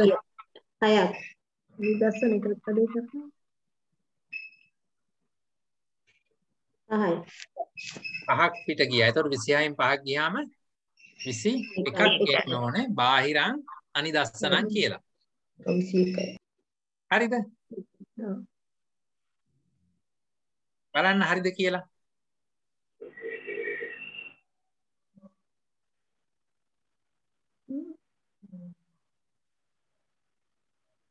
මොකද කියන්නේ?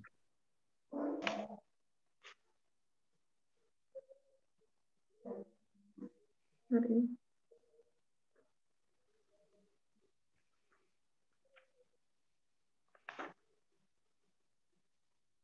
හරිද ගලපලා තියෙනවා. අජ්ජත්තිකං දැන් අජ්ජත්තිකං එකේ සනිදස්සනං ඒවා තියෙනවද? ඔව්. අජ්ජත්තිකං එකේ මොකද්ද සනිදස්සන? අජ්ජත්තික සනිදස්සන නැහැ. අජ්ජත්තික කොටේ සනිදස්සන නැහැ. මොකක්ද ඒකෙන් කියන්නේ?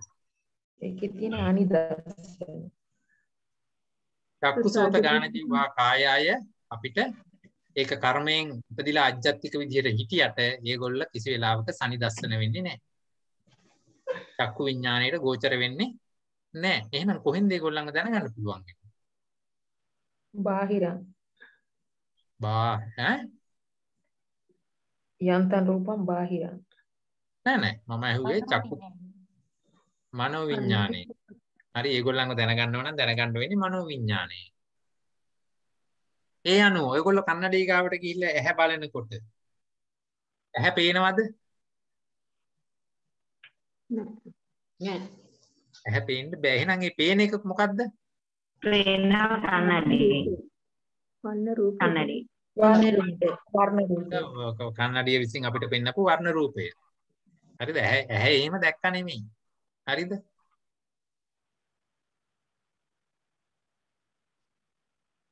හරි. එතකොට දැන් මේ ගැලපුම හරිද තේරුණාද? සමාවෙන්නේ අර අපි ටිකේ හදනකොට දැන් අජ්ජත් බාහිර කියලා අරගෙන ඊට පස්සේ සනිදස්සන අනිදස්සන කියන දෙකෙන් ගන්න. එතකොට පළවෙනි එක හැදෙන්න ඕනේ අජ්ජත් සනිදස්සන කියලා නේද? එතකොට අජ්ජත් අනිදස්සන කියලා ඉන්නේ කොහොමද සර්? දැන් ඉස්සෙල්ලා ඒ රූපේ හදනකොට ටිකේ හදනකොට මුල් පද දෙකට අජ්ජත් බාහිර අරගෙන යට පද දෙකේ පළවෙනි එකට ගන්නවා අජ්ජත් නම් අජ්ජත් සනිදස්සන. ඊළඟට බාහිර සනිදස්සන අනිදස්සන කියලා නේද සර් ගන්න ඕනේ. එතකොට කොහොමද අපි මුල් තැන දුන්නේ මොකේටද? අජ්ජත්තික බාහිර ભેදයට මුල් තැන දුන්නේ. එහෙමනම් එතනදී බලන්න අජ්ජත්තික ධර්ම නැවත දෙකට බෙදුනද? අජ්ජත්තික ධර්ම නැවත දෙකට බෙදුනද? බෙදුණා. ඕ අජ්ජත්තික ධර්ම නැවත දෙකට බෙදිලා නැහැ. ඔව් බෙදිලානේ අනිදස්සන. බාහිර ධර්ම තමයි නැවත දෙකට බෙදුනේ. හරිද? එහෙමනම් පළවෙනි පදේ ගත්ත ණය ක්‍රමය වෙනස් වෙලා නැහැ. එකම විදිහට අරගත්තේ අපි.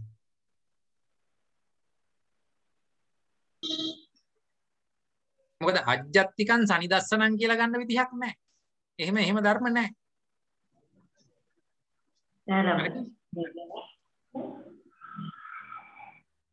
පැහැදිලිද? ඒක හැමෝටම පැහැදිලිද? හරි පැහැදිලි වගේ. එහෙමනම් අපි ඊළඟ එකට යමු. දැන් ඔන්න එතකොට දැන් මේකේ පද ගැලපුම එහෙමනම් කොහොමද එන්න ඕනේ? 757 8 9 ඡේදයෝ මේ විදිහට එන්න ඕනේ. කතමං තං රූපං අජ්ජත්තිකං අනිදස්සනං. එතකොට මේ විදිහට උත්තරේ එන්න ඕනේ. ඕනනම් ඔයගලන්ට පොත බලන්න කොහොමද එන්නේ කියලා. හරිද? ගැටලු තියෙනවා නම් සාකච්ඡා කරමු. 758 කතමන්තං රූපං බාහිරං සනිදස්සනං කිව්වහම තනි රූපායතනෙ විතරයි බාහිර. එතකොට ඒ රූපායතනෙ කියන එක බාහිර ධර්මයක්. එයා සනිදස්සනයි. එහෙනම් එතන එක ධර්මතාවයක් විතරයි ආවේ. ඊළඟට බාහිරං අනිදස්සනං කියනකොට ඊතුරු රූප 21ම ආව. දැන් 21යි 1යි 22යි 5යි 27යි. රූප 27ම ඇවිල්ලා තියෙනවා. කොහොමවත් ඊතුරු එහෙම නැහැ. ඒකනේ ක්‍රමේ.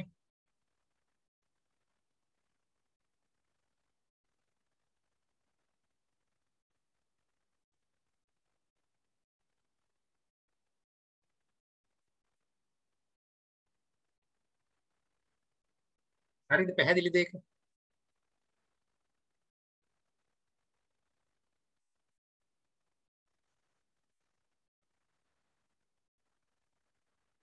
දැන් මේ අනුව ඔයගලන්ට පේනවද මේ චක්කායතනේ මේ සෝතායතන ගාන ජීව කාය කියන මේවා ඕලාරික ස්වභාවයේ වස්තු. එතකොට මොනවද? අජ්ජත්තික වස්තු. එතකොට සප්පටික වස්තු. මේ විදිහට හැංගෙන කෙටියෙන් කිව්වොත් මේ මමයයි හැංගෙන ප්‍රධාන අංග ටික. හරිද? ඒවා යන්නේ කොහාටද? අනිදස්සන කොටට ගියේ. හරිද? එතනදී පේනවා කිසි විටකත් අපිට මේ කියන පංචත් මොනවද? චක්කුසෝත ගාන ජීවහා කාය කියන අජ්ජත්තික ධර්මතා ටික මොනම හේතුවක් නිසාවත් පංචද්වාරික වීතියකින් දැක ගන්න මේ දැනගන්න බෑ කියන එක තේරෙනවා.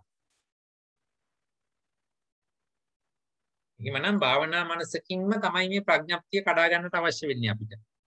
මමයා කියලා ගොඩනැගිලා ඉන්න ස්වභාවය භාවනා මනසකින්ම කඩාගත යුතුයි. ප්‍රඥප්ති ස්වභාවය අයින් කරගත යුතුයි. තවත් කිව්වොත් එහෙම විපස්සනාවකදී වගේ කේසායයි කියලා කිව්වහම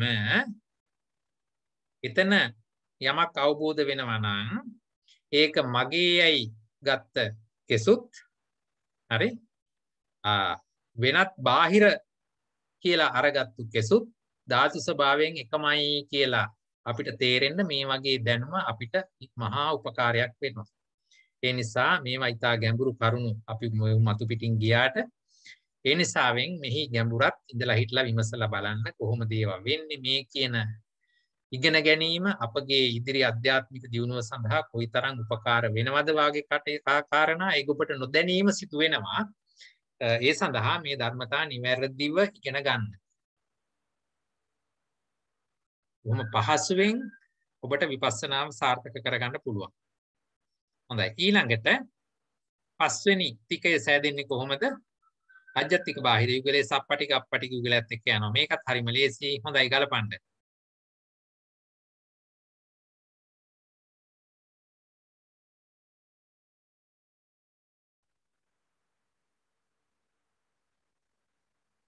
අජ්ජත්තික බාහිර යුගලේ සප්පටික රූප කීයද?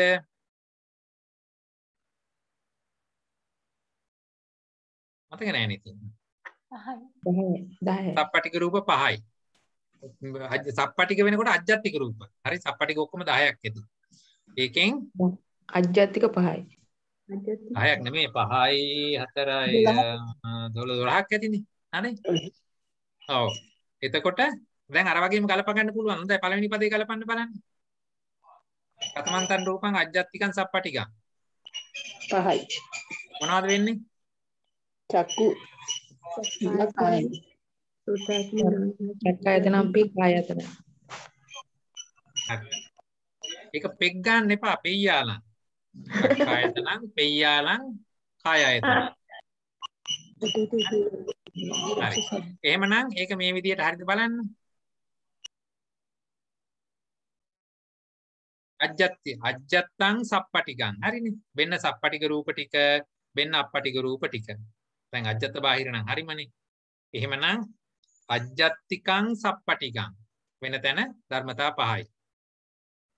ඊළඟට බාහිරට ඉතුරු ඔක්කොම ටික එහෙනම් බාහිර ගොඩ යටතේ යන්න ඕනේ. එහෙනම් බාහිරං සප්පටික මෙතන තුනක් තියෙනවා. මේ 4යි 3යි 7ක් තියෙනවා. එහෙනම් ඒ ටික යනවා බාහිරං සප්පටිගං. එහෙමනම් ඉතුරු ටික බාහිරං අප්පටිගං. පැහැදිලිද ඒක?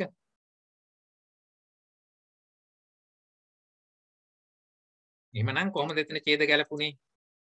කතමං තං රූපං අජ්ජත්තිකං සප්පටිකං. පෙරලන්න ඔයගොල්ලන්ගේ 760 පිටුව පෙර මේ ඡේදය බලන්න. චක්කායතනං පෙය්‍යාලං කායායතනං දං තං රූපං අජ්ජත්තිකං සප්පටිකං. දැක්කද ඒක ආපු හැටි? ඊළඟට බාහිරං සප්පටිකං වෙන තැන රූප ධර්ම 7ක් තිබුණා. පොට්ටබ්බ ආයතනයේ තුල ධර්මතා 3ක් ගුණ වෙන නිසා. එහෙමනම් ඊතුරු ධර්මතා ඔක්කොම ටික බාහිරං අප්පටිගං. ඍජු ගැටීම් නැති. එහෙම නැත්නම් ගොරෝසු ගැටීම් නැති. එහෙම ධර්ම 15. හරි නේද ඒක? ඊළඟ එකත් ලේසි.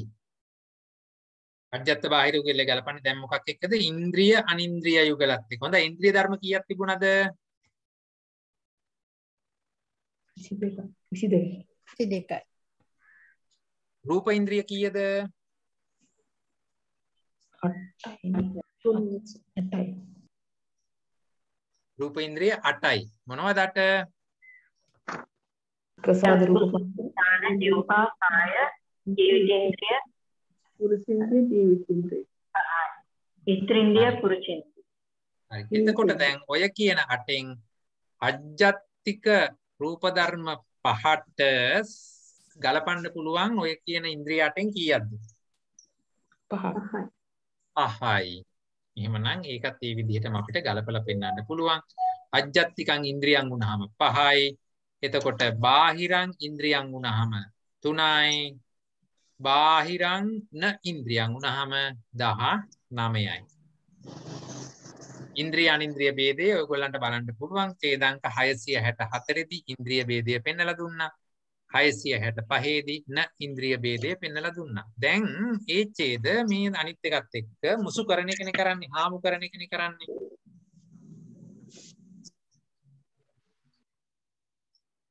ඒ විදිහට ඒක ගලපන්න පුළුවන් වෙන්නට ඕනේ. ඒක පැහැදිලිද?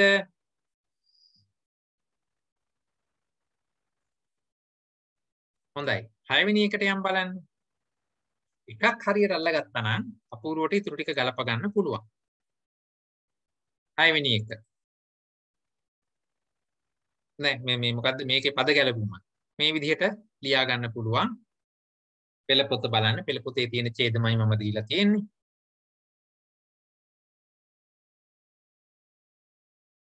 ධර්මතා ගලප ගන්න මේ මොන ධර්මතාවද ඉන්නේ කියලා හරියට අහුලා ගන්න පුළුවන් වෙන්නට ඕනේ.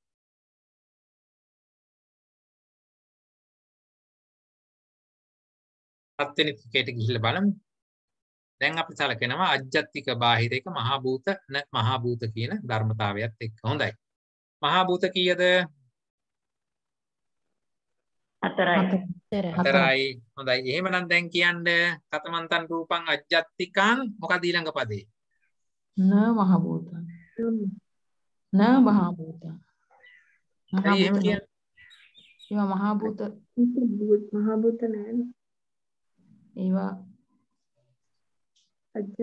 හැමෝම එකට එකඟද? කවුද අපි වෙන කාගෙන් හරි අහලා බලමු. කවුද උත්තර දෙන්නේ? අජ්ජත්තං මහා භූතං. කතමන්තං රූපං අජ්ජත්තං මහා භූතං. හොඳයි. මොනවද අජ්ජත් රූප 5? චක්කායතන, සෝතායතන, ගානායතන, ජීවායතන, කායායතන. හරි පොඩ්ඩක් ඉන්න දැන් ඔබතුමිය උත්තර දෙන්න එපා. දැන් ගොඩක් වෙලා උත්තර දීලා ඔබතුමියට මහන්සි ඇති ඈ. අපි අනිත් අයට වෙලා අවස්ථාව දෙමු බලන්න. කවුද වෙන උත්තර දෙන්න කැමති කෙනෙක් ඉන්නේ? අජ්ජත්තික ධර්මතා පහයි. ඒක දැන් අපි හැමෝම දැන් කටපාඩම් චක්කුසෝත ගාන ජීවහා කාය. හොඳයි. දැන් එතනදී අර මහත්මයෙක් කිව්වා අපිට ගන්න පුළුවන් කියලා පළවෙනි පදේට අජ්ජත්තිකං මහා භූතං කියලා. එහෙම ගන්න පුළුවන්ද? මහා භූත මොනවද? මොනවද මහා භූත හැටියට ආවේ? පඨවි තේජෝ වායෝ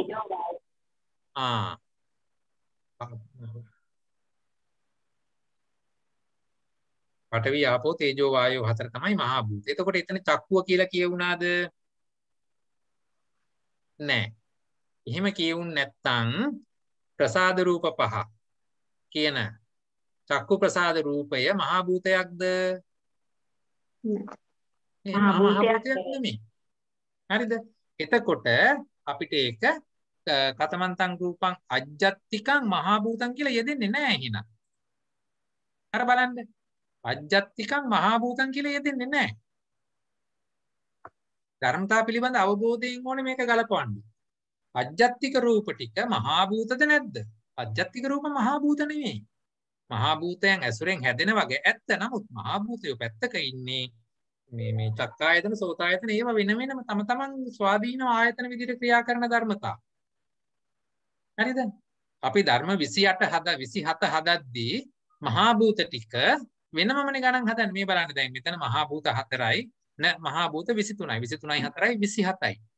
ඒ 27 තුල මහා භූත තුලට පරිබාහිරව තමයි ප්‍රසාද රූප පහ ඉන්නේ. කොයි ගොඩේ හිටියත් 27 ගණන් හදනකොට ඒගොල්ල මහා භූත නෙමෙයි. මහා භූතයෝ කියන්නේ වෙනම කණ්ඩායමක්, ප්‍රසාද රූප කියන්නේ වෙනම කණ්ඩායමක්. එතකොට පළවෙනි පදේ මේකෙදි හදද්දී අජ්ජත්තිකං න මහා භූතං. අර බලන්න. හරිද? එහෙමනම් බාහිර එක තමයි දෙකට බෙදෙන්නේ.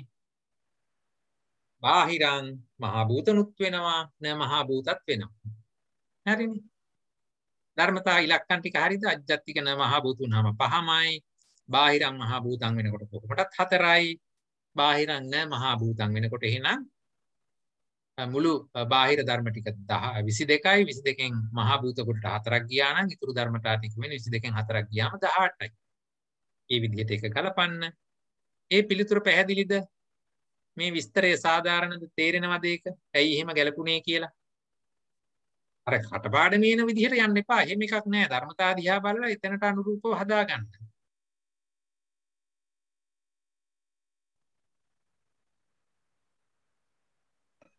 දහස්ය 68 දෙකම එකයි. බාහිරං මහා භූතං බාහිරං න මහා භූතං.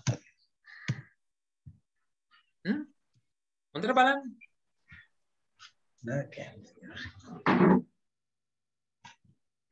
බාහිරං මහා භූතං කිව්වම 4යි ඉන්නේ ධර්මතා.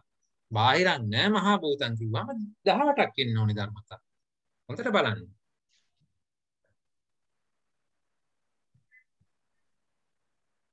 ඒක තමයි මේ විදිහේ chart එකක් දාගෙනම ආවේ. එතකොට මීටත් එහා ඉතින් තේරුම් කරගන්න මට ක්‍රමයක් මතක් වුණේ නැහැ.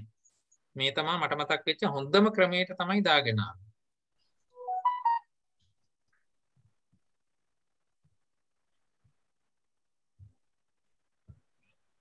පැහැදිලිද ඒක?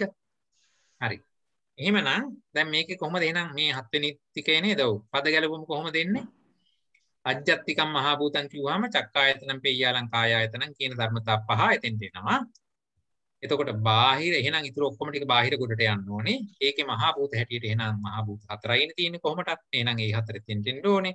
ඊළඟට බාහිර ගොඩ එහෙනම් අනිත් ඔක්කොම ධර්මතා ටික ගොනු වෙන්නට ඕනේ. මොකද පද තුනෙන් පරිබාහිරව වෙනත් ධර්ම තියෙන්න බෑනේ. එහෙමනම් මෙතෙන්ට 5යි 4යි 9ක් ගියා නම් 22න් 9ක් ගිය ගමන් මෙතන එන 18 එතන වෙන්න ඕනේ. 20 27න්. හරිනේ. මේ විදිහට ඒක ගලපන්න පුළුවන්. ඔයගොල්ලෝ මේව තනියම කරන්න ඕනේ ගෙදරදී උත්සාහ කරලා බලන්න. ඊළඟට අනිත් එක මේක තනියම කරන්නත් ඕනේ. එතකොට තමයි මේ ඒ අදාළ දැනුම ඔය මොලකට්ට අස්සට රිංග ගන්න. එසේ නොවන තාක්කල් ඔයගොල්ලෝ කොච්චර පලංකය බැඳගෙන ඉඳගෙන කොන්ද කෙලින් තියාගෙන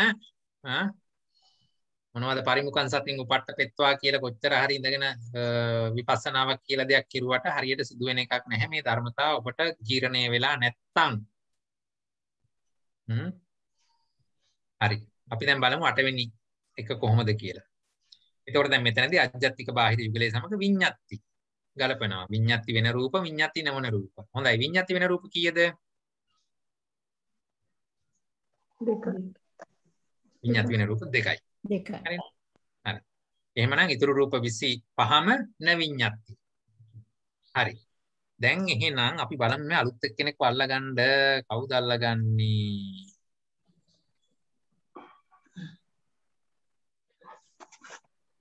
කවුරු හරි කවුද මෙතන ඉන්නේ මට නම් මතක නෑ අල්ලගන්න. පලියන මහත්මිය. ඔබ කියා මහත්මයාවද මහත්මිය? කියන්න බලන්න. අජ්ජත්තික වූ රූප පහයිනේ දැන් අපිට එන්නේ. ඒ රූප පහ විඤ්ඤාතිද නැද්ද? හොඳට හිතන්න. මොනවද විඤ්ඤාති රූප කියලා වෙනම පැත්තක හිතාගන්න. මොනවද අජ්ජත්තික රූප කියලා වෙනම හිතාගන්න. එහෙමනම් ඒ අජ්ජත්තික රූප විඤ්ඤාතිද නැද්ද?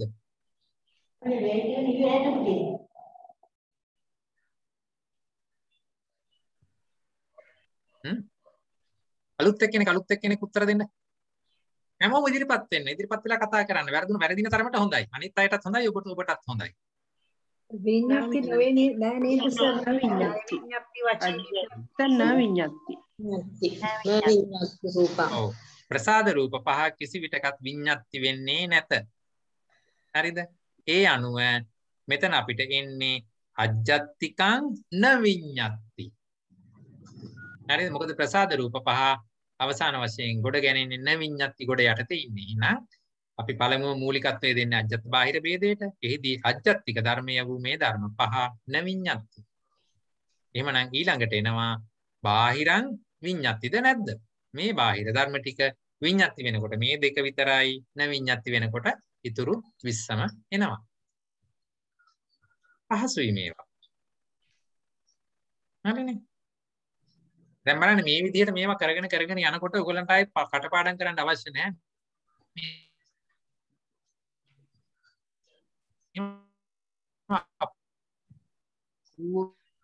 වට ජීර්ණය වෙනවා තමන්ගේ ආදී වශයෙන් මතක්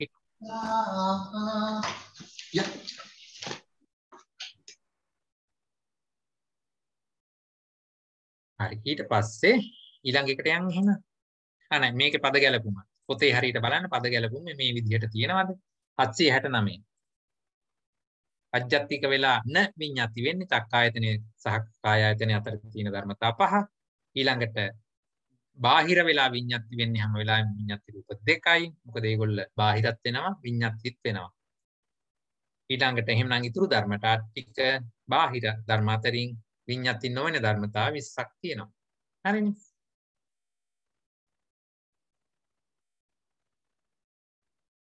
ඊට පස්සේ 9 වෙනි එක දැන් මේ කියන්නේ මේවා තේරෙනව නේද මොනවා හරි ප්‍රශ්නයක් තියෙනවා නම් කරුණා කරලා ඉදිරිපත් කරන්න කොහොමද අර කාවේ කියලා තේරෙන්නේ නැත්තේ කියලා ඉදිරිපත් වෙන්න. මම උගන්වන්නේ ඔයගොල්ලන්ට මිසක් බිත්ති වලට නෙමෙයි. ඉතින් ඒ නිසා ඔයගොල්ලෝ ඒක ඉගෙන ගන්නට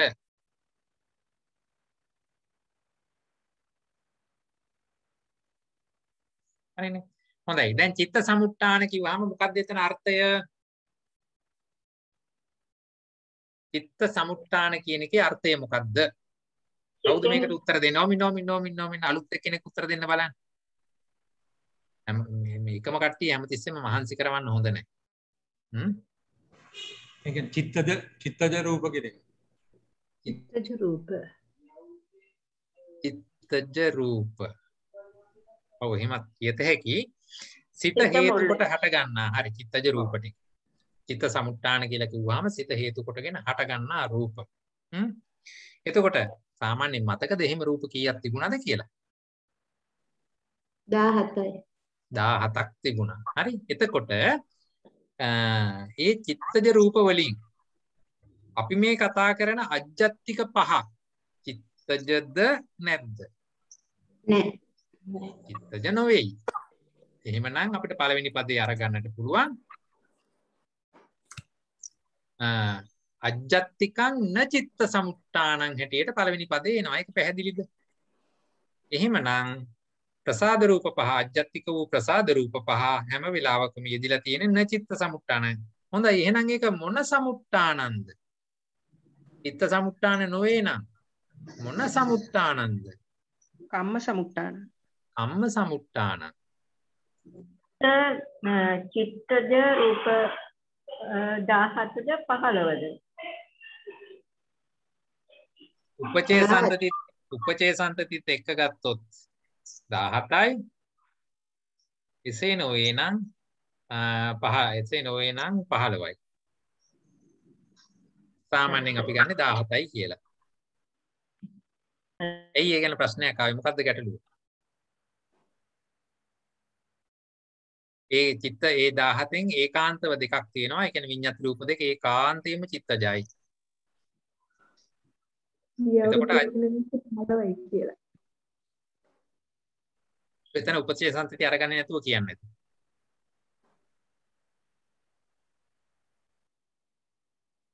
ආහාරජ රූප නම් අඩු වෙනවා. චිත්තජ රූප 17යි කියලා සාමාන්‍යයෙන් අපි යන්නේ. මොකද උපචේ සන්තතිය එතෙන්ට අරගන්නවා. ජරතා අනිච්චතාව ගන්නෙ නෑ. ඊළඟට අජ්ජත්තික බාහිර චිත්ත සමුට්ඨාන න චිත්ත සමුට්ඨාන. එතකොට දැන් මේ පද තුන මේ ඉලක්කම් ගැලපීම හරිද කියලා බලන්න මේ ටේබල් එකෙන්. බාහිර චිත්ත සමුට්ඨාන වුණාම චිත්ත සමුට්ඨාන එහෙමනම් ඒ ඔක්කොම ටික බාහිර ධර්ම තමයි. එතන තියෙන 17ම එහෙමනම් බාහිරං චිත්ත සමුට්ඨානං. ඊළඟට බාහිරං න චිත්ත සමුට්ඨානං කියනකොට න චිත්ත සමුට්ඨානං ගොඩේ ඔක්කොම 25ක් තියෙනවානේ. ඒ 25න් පළවෙනියට තියෙන 5 අජ්ජත්තික රූපත් එක්ක මුසු වෙලා පළවෙනි පදයට ගියානේ. එහෙමනම් 25න් 5ක් ගියාම ඉතුරු 20ම බාහිරං න චිත්ත සමුට්ඨානං හැටියට ගැලපෙනවා. ඒක ඡේද අංක 772 3 4 ඡේද වල නම් වශයෙන් ඔයගොල්ලන්ට බලන්නට පුළුවන්. කොහොමද ඒක එන්නේ කියලා.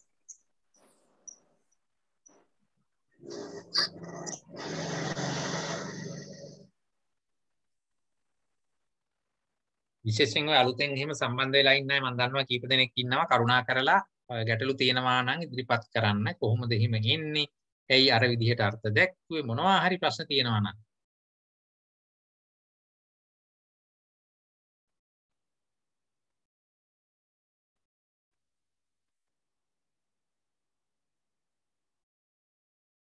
හරි ඒක හරි. ඒක නම් තේරුන්නේ පොඩ්ඩක් ආයෙ කියලා දෙන්න පුළුවන්ද?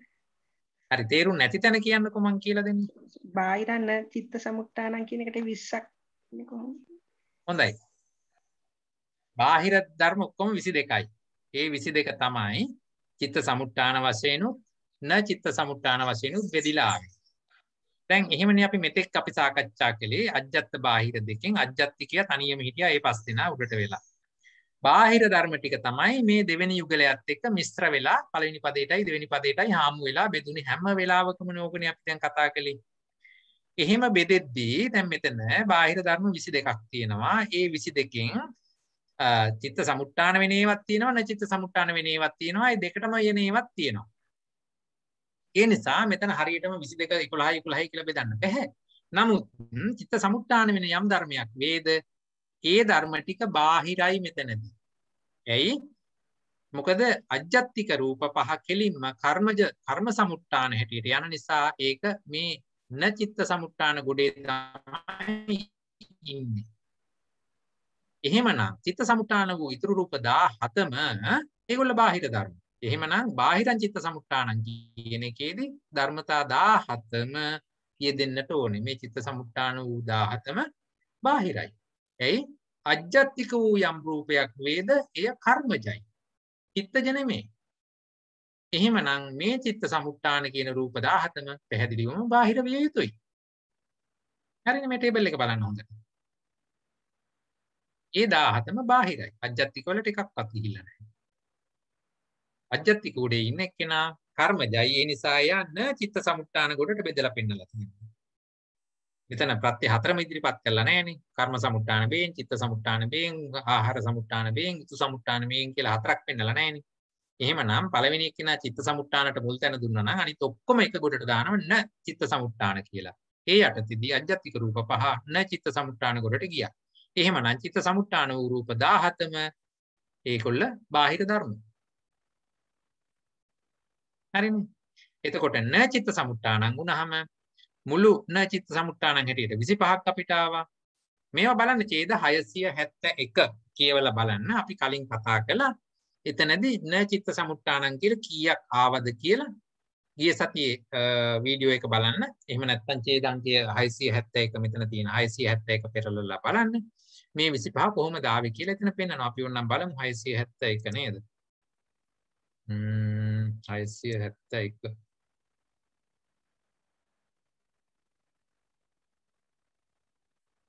මේ තියෙන්නේ කතමං තං රූපං න චිත්ත සමුට්ඨාන. ඔය තියෙන්නේ චක්කායතනං පෙය්‍යාලං කායායතනං. දැන් මේ න චිත්ත සමුට්ඨානං අහන්නේ. එතකොට ඒක ඉස්සලා ලේසි චිත්ත සමුට්ඨාන ටික හොයාගත්තා නම් නේද? මේ තියෙන චිත්ත සමුට්ඨාන ටික. මම මේ පෙළ පොත තමයි පෙන්වන්නේ. මොනවද තියෙන්නේ? චිත්ත සමුට්ඨානං කාය විඤ්ඤාති වචී විඤ්ඤාති දෙක අනිවාර්යෙන් චිත්තජමයි. ඒකාන්ත චිත්තජ රූප. එහෙනම් ඒ දෙන්න ඉස්සලම ගත්තා. අනිත් ඒවා චිත්තද වෙන්න පුළුවන්. අනිත් ඒවා මේ චිත්තදවත් ඇති වෙනවා වෙනමත් ඇති වෙනවා. ඒ නිසා ඒවා යං වා පනම්පි පනඤ්ඤම්පි කියන ණය ක්‍රමයේ යටතේ ඒ කියන්නේ ජීවා පනක ක්‍රමයට වෙනම ඉදිරිපත් කළා. අනේකාන්ත නිසා ඒකාන්ත දෙක කලමින් පෙන්නවා. එතකොට එතන මොනවද තියෙන්නේ? චිත්තජං චිත්ත හේතුකං චිත්ත සමුට්ඨානං. අන්න මොනවද එතකොට එන්නේ මේ විදිහට එන රූපායතනං සද්දායතනං ගන්ධායතනං රසායතනං පොට්ටබ්බායතනං. එතකොට එතන රූප සද්ද ගන්ධ රස පොට්ටබ්බ කිව්වම 3යි. එතකොට එතන ධර්මතා 7ක් කතා වුණා. ඊළඟට ආකාශ 8යි ආපෝ 9යි රූපස්ස ලහුතා 10යි රූපස්ස මුදුතා 11යි කම්මඤ්ඤතා 12යි උපචයෝ 13යි සන්තති 14යි කබලින්කාරෝ ආහාරෝ 15යි. හරිද හැදුවා? 15යි මෙතන 2යි 17යි. හරිනේ. මෙතන ඒකාන්ත දෙකක් ගන්න එපා. මුළු ගාන 17යි. ඒ අනුව චිත්ත සමුට්ඨානං කියන එකට 17යි ආවේ. න චිත්ත සමුට්ඨානං කියන තැනදී මොනවද ආවේ? මේ තියෙන්නේ න චිත්ත සමුට්ඨානං. චක්කායතනං පෙය්‍යාලං කායායතනං කිව්වම මෙතන 5යි. ඉත්ත්‍ින්ද්‍රියං පුරිසින්ද්‍රියං ජීවිතින්ද්‍රියං 3යි 8යි. රූපස්ස ජරතා අනිච්චතා. ඒ දෙකත් ගත්තා. මොකද ඒවා න චිත්ත සමුට්ඨානමයි. ඒ කිසිම ධර්මයකින් හැම හදනේව නෙමෙයි. කිසිම ප්‍රත්‍යයකින් ගොඩ නැගෙනේව නෙමෙයි ජරතා අනිච්චතා කියන්නේ. එහෙනම් ඒක න චිත්ත සමුට්ඨාන කියලා එහෙමත් කියත හැකි මට. හරිනේ. ඒ නිසා ඒක මෙතෙන්ට ආවා. එතකොට ඒ ඔක්කොම ටික ඒකාන්ත වශයෙන්ම චිත්ත සමුට්ඨාන නොවේමයි.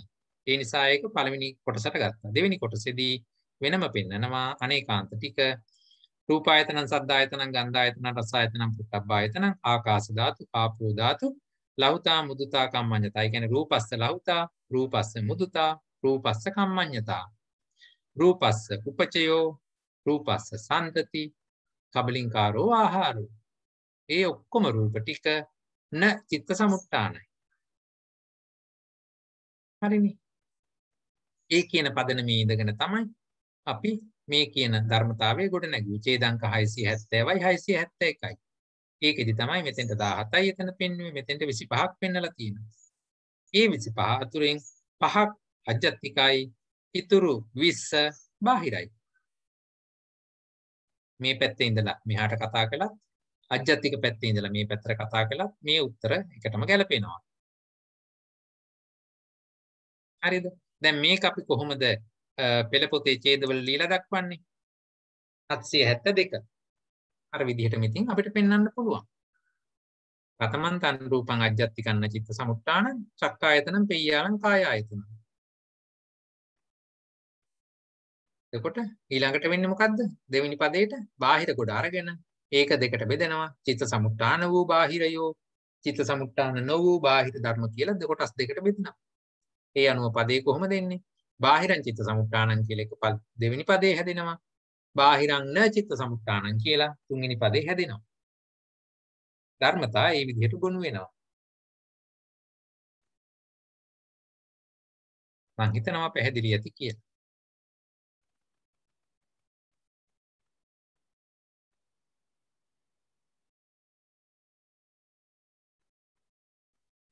හරිනේ. මේ රූප සටහන හොඳට හිතේ ඇඳගත්තා නම් මේව පැහැදිලි වෙනවා අපූර්වට. දැන් බලන්න මේ එක එක ඇයි මේක අහවල් ගොඩට ගියේ නැත්තේ ඇයි ආදී වශයෙන් ප්‍රශ්න තියෙනවා නම් ඉදිරිපත් කරන්න පුළුවන්.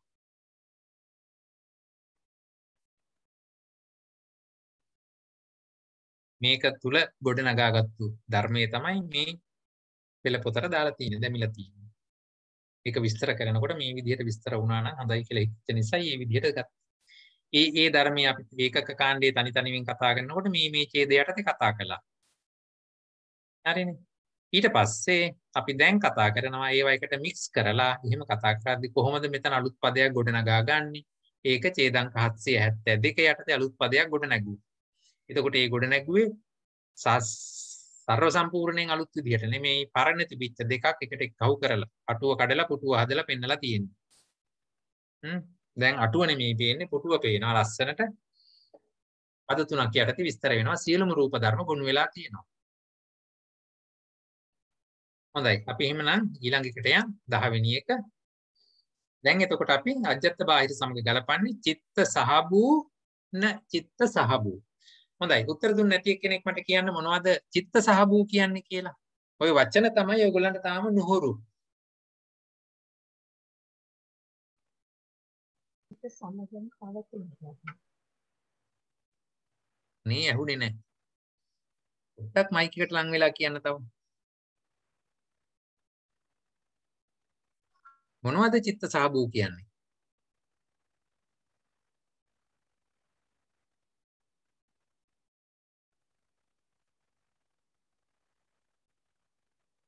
අවුරුත් උත්තර දෙන්න දන්නේ නැද්ද? මතක නැද්ද? කාය විඤ්ඤාති වචී විඤ්ඤාති. හරි. ඒ අභිධේයාර්ථය හරි. චිත්ත සහභූ කියන එකේ තේරුම මොකක්ද? ඇයි කාය විඤ්ඤාති වචී විඤ්ඤාති එතෙන් ආවේ? මොකක්ද ඒකට අර්ථ දැක්වීම? සිත සමගම ඉපදිලා සිත සමගම නැති වෙන රූප. අන්න හරි. චිත්ත සහභූ කියලා කිව්වහම සිත සමගම එකට හට ගන්නා අර්ථය එකට ඉපදිලා එකට නැති වෙන්න ඕනේ. ඒකයි සහභූ කියලා කියන්නේ. අන්න ඒ අර්ථ දැක්වීම නිවැරදිව තේරුම් අරගන්න. මොකද එහෙම තේරුම් ගත්ත ගමන් අර්ථය හිතට වැටහෙනවත් එක්කම අභිධේයාර්ථික ඉබේම හිතට එනවා. එහෙම නැතුව ඒ අර්ථය හරියට පැහැදිලි කරගන්නේ නැතුව අභිධේයාර්ථ කටපාඩම් කරන්න යන්න එපා. ඒක සාර්ථක නැහැ. ඒ නිසා චිත්ත සහභූ කියලා කිව්වහම මෙතන චිත්ත සහභූ කියනවා, චිත්තානුපරිවර්තී කියනවා, චිත්ත සංපයුක්ත මේ චිත්ත සංප්‍රයුක්ත ධර්ම කියනවා, චිත්ත සමුත්ථාන කියනවා. මේ එක එක තැනදී යෙදෙන අර්ථ වෙනස් වෙනවා. ඒ අර්ථ ටික හරියට තේරුම් ගත්තා නම් අභිධේයාර්ථේ ටක් ගාලා හිතට එනවා. එහෙමනම් සිත සමග එකටම හටගෙන එකටම නැති වෙන ධර්ම ටික රූප ධර්ම ටික හැටියට තියෙන්නේ විඤ්ඤාති රූප දෙක විතරයි. හොඳයි විඤ්ඤාති රූප දෙකට අමතරව වෙන මොනවද චිත්ත සහභූ වෙන්නේ? විඤ්ඤාති රූප වලට අමතරව ඒ කියන්නේ රූප ධර්ම වලට අමතරව වෙන මොනවද චිත්ත සහභූ වෙන්නේ? චෛතසික ධර්ම. චෛතසික ධර්ම. චෛතසිකත් චිත්ත සහභූ. නමුත් මෙතන අපි රූප පාඩම කතා කරන නිසා ඒවා අතහැරලා රූප විතරයි කතා කරන්නේ. එහෙමනම් චිත්ත සහභූ කිව්වම ධර්මතා දෙකයි. එහෙනම් ඊට ධර්මතා 25ම නැ චිත්ත සහභූ. හරිනේ. එතකොට මේ විදිහටයි ඒක ගැලපෙන්නේ. එහෙමනම් මේ විදිහට මට ටේබල් එක පෙන්වන්න පුළුවන්. අජ්ජත්තික බාහිරේ වගේමයි චිත්ත සහභූ වුණාම රූප දෙකයි විඤ්ඤාති රූප දෙක. නැ චිත්ත සහභූ වුණාම ඊතුරු රූප 25ම. එහෙමනම් අජ්ජත්තික වූ ධර්මයෝ හැම විටකම න චිත්ත සහභූ. මොකද අජ්ජත්තික ධර්ම කියන එක විඤ්ඤාති රූප නොවන නිසා. හරිද? අජ්ජත්තිකං න චිත්ත සහභූ. දැන් බලන්න පද ගැලපීම ඒ ධර්මතා යෙදෙන විදිහ අනුව දානවා. හරි? පළවෙනි කොලම් එකටම ඉන්න ඕනේ කියලා නීතියක් නැහැ. ඒ තැන යෙදෙන ධර්මතා අනුව පදේ ගලප ගන්න. හරිනේ? අජ්ජත්තික වූ මේ ධර්ම ටික චිත්ත සහභූ න චිත්ත සහභූ සමග සංසන්දනය කරනකොට අජ්ජත්තික වූ ධර්ම පහ හැම වෙලාවකම න චිත්ත සහභූ. න චිත්ත සහභූ. එහෙමනම් චිත්ත සහභූ වෙච්ච විඤ්ඤාති රූප දෙක කිසි විටකත් අජ්ජත්තික ධර්මයක් නෙමෙයි ඒක බාහිර ධර්මයක්. එහෙමනම් ඒක අපි කොහොමද කියන්නේ බාහිරං චිත්ත සහභූ. කතමන්තං රූපං බාහිරං චිත්ත සහභූ කියලා එහෙනම් අහන්න වෙන්නේ. එහෙම ආපුවාම උත්තරේ දෙන්න වෙන්නේ කාය විඤ්ඤාති වචේ විඤ්ඤාති. එහෙමනම් මෙහි පෙළ පොතේ ඉදිරිපත් කිරීම මේ විදිහට දෙනවා. දැන් බලන්න මේ ඔක්කොම ටික මේ පද 10ම එකම ආකාරයට එකම ණය ක්‍රමයකට ගැලපිලා ආවේ. හරි? ඒ ණය ක්‍රමය හරියට තෝරගන්න කොහොමද වෙන්නේ? සියලුම ධර්මතා ටික මේ කොටස් තුනට බෙදිය යුතුමයි. ඉතුරු වෙන්න බෑ. ඊළඟට ලේසියෙන් අයින් කරගන්න පුළුවන් පදේ පළමුව අයින් කරගන්න. ඊළඟට ඉතුරු පදය දෙකට බෙදලා පෙන්නන්න. හරිනේ? හොඳයි 11 වෙනි එක බලමු. අජ්ජත් බාහිර යුගලය දැන් ගලපනවා චිත්තානු පරිවර්තී න චිත්තානු පරිවර්තී. දැන් මට කියන්න අලුත් එක්කෙනෙක් චිත්තානු පරිවර්තී කියන එකේ අර්ථය මොකක්ද? චිත්තානු පරිවර්තී මොකක්ද ඒකේ අර්ථය?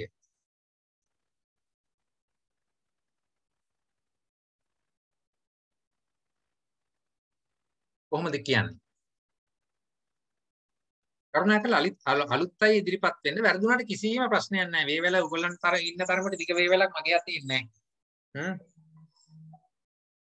ඒක නිසා බය නැතුව උත්තර දෙන්න. රූප වලට පරිවර්තන වෙන්නේ නැහැ කියලාද? රූප වලට පරිවර්තනය වෙන්නේ නැහැ. අපි දැන් කතා කරන්නේ රූප ගැන. ඔව් එතකොට මොනවද චිත්තානු පරිවර්තී වචනය බලන්න චිත්තානු පරිවර්තී.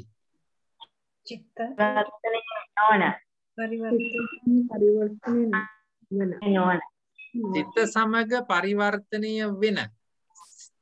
ඒ කියන්නේ සිත සමග සිත හා සමග එකට හටගෙන සිත සමගම පෙරලෙන. ඒ කියන්නේ සිතත් එක්කම ඇති වෙලා සිතත් එක්කම නැති වෙන වෙනත් අර්ථයක්. සිත ඇති වෙලා නැති වෙනවා ඒකට කිව්වා සිත පෙරලිලා ගියා කියලා. ඒ වගේම එතකොට සිතත් සමගම චිත්තානු පරිවර්තී සිතට අනුගම පරිවර්තනය වෙලා යන. එහෙම හරි ගන්නකො. සිත සමගම පෙරලෙන. එහෙනම් මොනවද හිත එක්කම දැන් රූප ධර්ම අපි දන්නවා බොහෝ රූප ධර්ම වලට චිත්තක්ෂණ 17ක ආයුෂ තියෙනවා.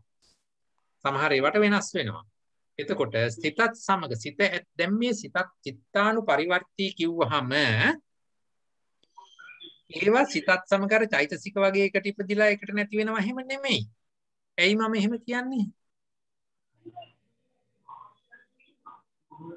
දැන් එතන පැහැදිලි වෙනසක් තියෙනවා ඒක තේරුම් ගන්නට ඕනේ. දැන් චෛතසික ධර්ම අරගත්තාම චෛතසික ධර්මයෝ සිතත් සමගම ඉපදිලා සිතත් සමගම නැති වෙලා යනවා. ඒක උපාද නිරෝධාච ඒකාලම්බන වත්තුකා.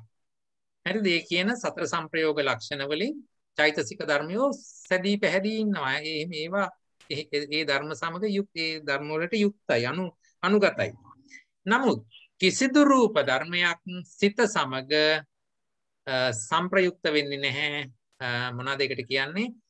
රූපිනෝ ධම්මා අරූපීනං ධම්මාන විප්පයුත්තප්පච්චේන පච්චයෝ කියලානේ පටේ මේ ප්‍රත්‍යකාණ්ඩයේදී අපි විස්තර වෙන්නේ ප ဋ ාණ ප්‍රකරණයේදී. ඒ කියන්නේ රූපී ධර්ම අරූපී ධර්මත් සම රූපී ධර්ම කියලා කිව්වේ රූප අරූපී ධර්ම කියලා කිව්වේ නාම.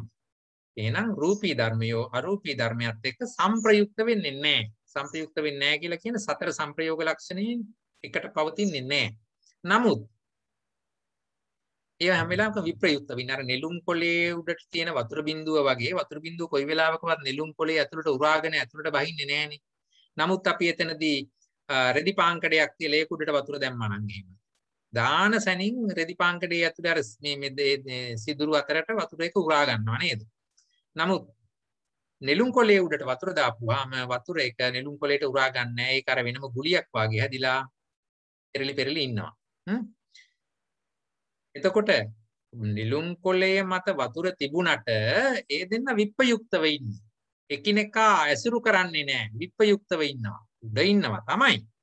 නමුත් අර රෙද්දකට වතුර බිඳුවක් දැම්මම රෙද්ද විසින් ඒක උරා ගන්නවා. නොහොත් වතුර බිඳුව රෙද්ද ඇතුළට යනවා. ඒ වගේ කතාවක් මෙතන වෙන්නේ නැහැ නිලුම් කොළේ වතුර බිඳුවයි ගත්තාම. ඒ වගේ තමයි රූප ධර්මයි නාම ධර්මයි ගත්තාම කිසිදු වෙලාවක රූප ධර්මය අර චෛතසික මට්ටමට ගිහිලා නාම ධර්මත් සමග එකට මිශ්‍ර වෙන්නේ නැහැ. එහෙම හැකියාවක් නැහැ.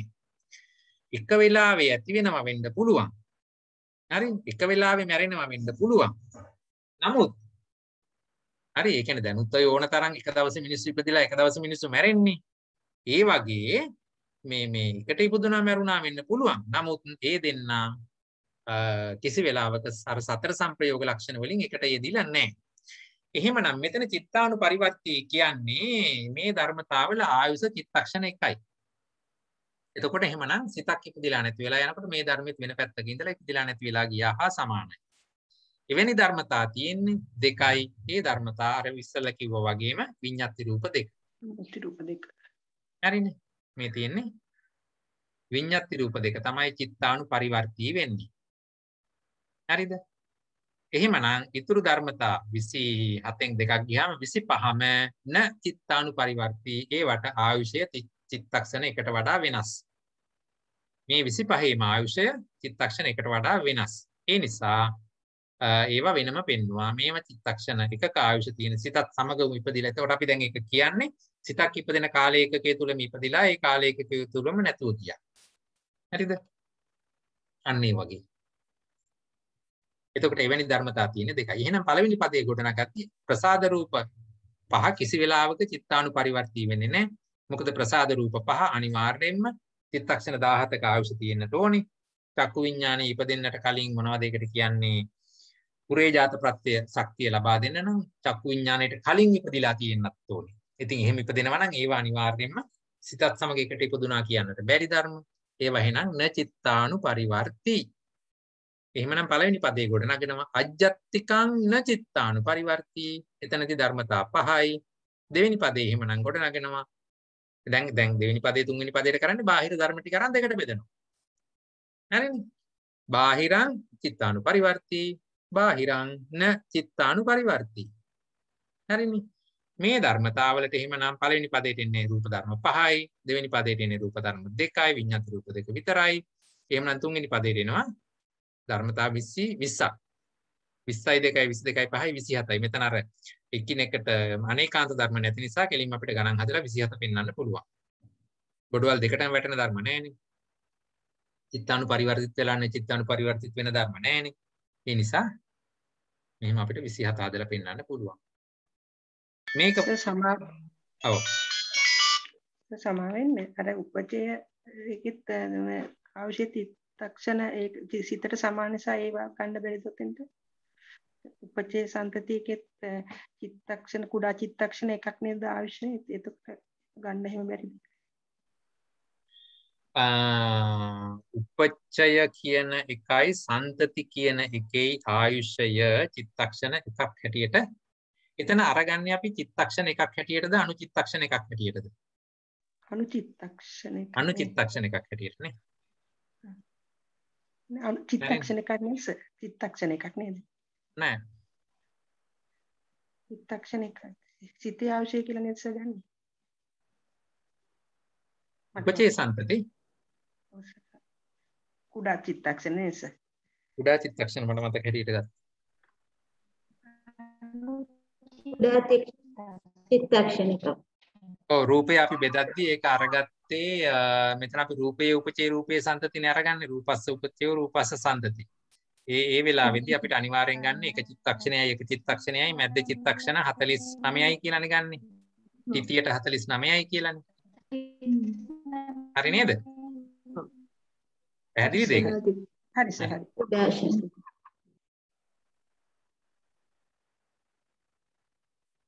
හරි ඊට පස්සේ එතකොට මේක කොහොමද එහෙනම් පෙළ පොතේ ගලපන්නේ මේ විදිහට. ඒක දැන් ඔයගලන්ට පැහැදිලි ඇති. එහෙම ගලපන්න පුළුවන් කියලා. ඊළඟට 12 වෙනි එක අපි ගලපන්නේ ඕලාරික සුකුම රූප යුගලයේ සමග. ඕලාරික රූප කීයද? 12යි.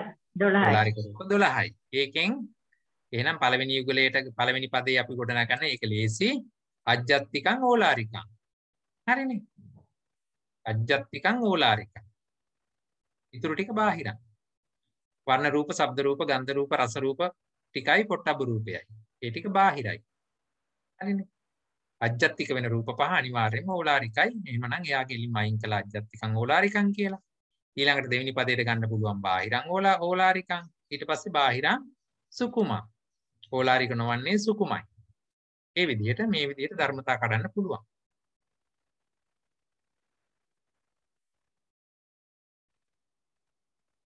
හරිද ඒක?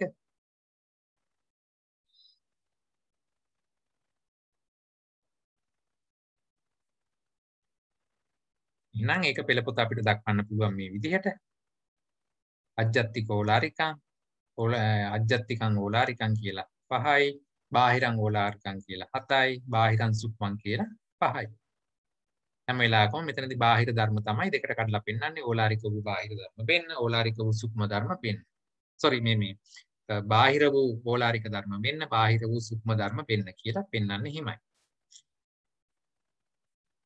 හරිද? ඊට පස්සේ අවසාන එකත් අරගමු. දැන් 13න් මේක ඉවර වෙනවා. 13 අරගන්නේ দূරේ සන්තිකේ. দূරේ කියලා කිව්වේ හොඳයි. দূරේ කියන එකට අර්ථය ඉදිරිපත් කරන්න බලන්න. මොකද්ද দূරේ කිව්වේ? මොකද්ද සන්තිකේ කිව්වේ?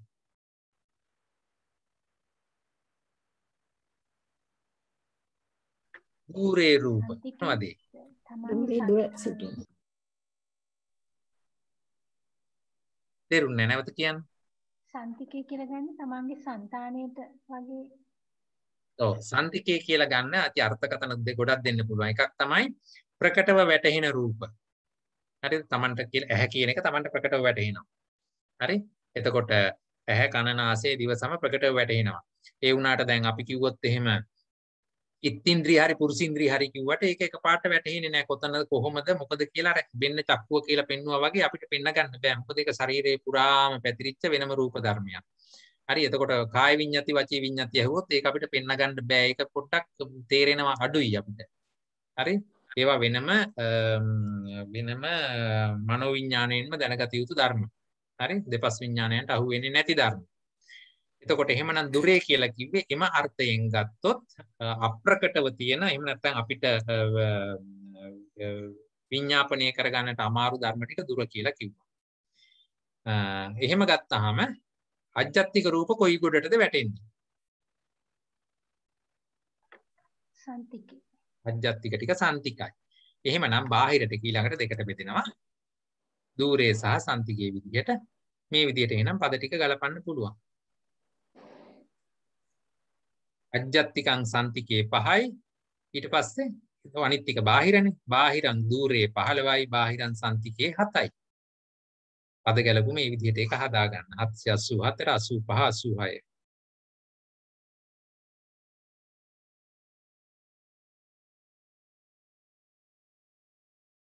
හරිද? ඒක පෙළ පොත පෙන්නනකොට අපිට මෙහෙම පෙන්වන්න පුළුවන්. ඒකත් දැන් පැහැදිලි ඇති. මේ විදිහට මේ charts විදිහට මේවා ඔලුවට එන්න ඕනේ. මෙහෙමයි මේක යෙදෙන්නේ කියලා. මේ විදිහට ඒක ගලපන්න. එහෙම නැත්නම් දැන්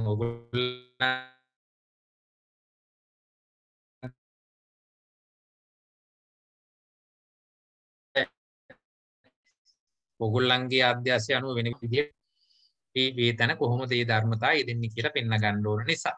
ඔයගොල්ලන්ට කැමති විදිහකට ඒක යොදා ගන්නට පුළුවන්.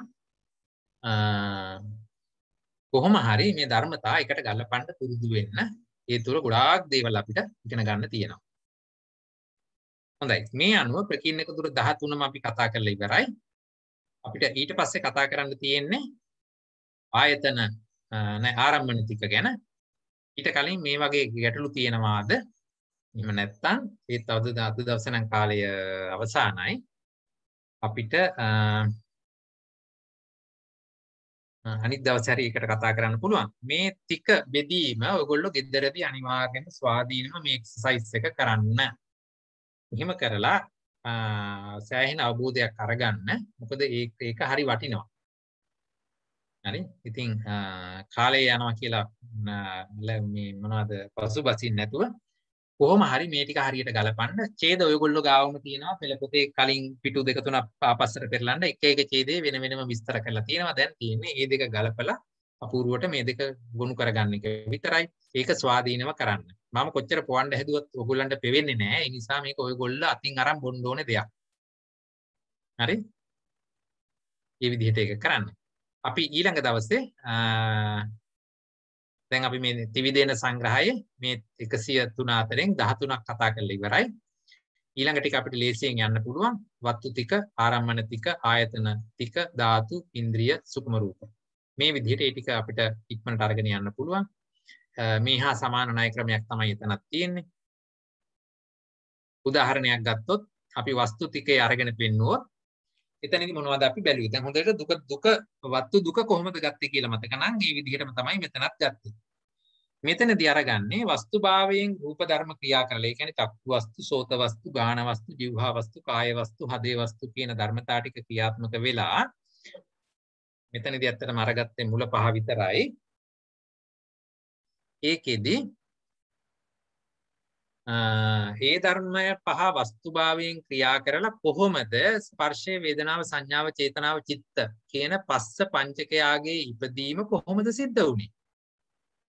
අන්න ඒ ඉපදීමට ආධාර වෙන සහ ආධාර නොවන රූප ධර්මයෝ නැවත වතාවක් අජ්ජත්තික හා බාහිර සමග ගලපලා විස්තර කරන එක තමයි මෙතනදී වෙන්නේ. උදාහරණයක් ගත්තොත් දැන් මෙතන අජ්ජත්තික බාහිරත් එක්කනේ ගන්න වෙන්නේ. දැන් බාහිර චක්කු සම්පස්ස කොහොමද ඒක අරගන්නේ අපි? යන්තං රූපං බාහිරං තං චක්කු සම්පස්ස නවත්තු. යන්තං රූපං අජ්ජත්තිකං තං තත්ති චක්කු සම්පස්ස වස්තු අත්ති චක්කු සම්පස්ස නවත්තු. දැන් මෙතනදී බාහිර ධර්මය චක්කු සම්පස්සය ඇතිවීමට හරිද? චක්කු සම්පස්සය ඇතිවීමට මොකද්ද වස්තුව උනේ? වර්ණ රූපේ.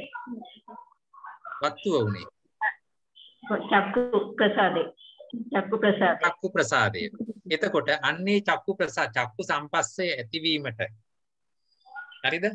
දැන් බාහිර ධර්මතා ටිකක් හැටියට ගත්තාම ඒකේ චක්කු සම්පස්ස නවත්තු. එතකොට බාහිර ධර්මතා ඔක්කොම ටික අපිට එකපාරට අයින් කරන්න පුළුවන්. ඒගොල්ල චක්කු සම්පස්සේ ඇතිවීමට වස්තු නොවන ධර්ම.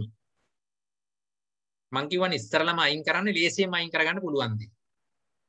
එතකොට අජ්ජත්තික වෙච්ච ධර්ම ටික ඔන්න දැන් බෙදෙනවා. සමහර අජ්ජත්තික ධර්ම චක්කු සම්පස්සේ ඉපදීමට වස්තුව වෙනවා.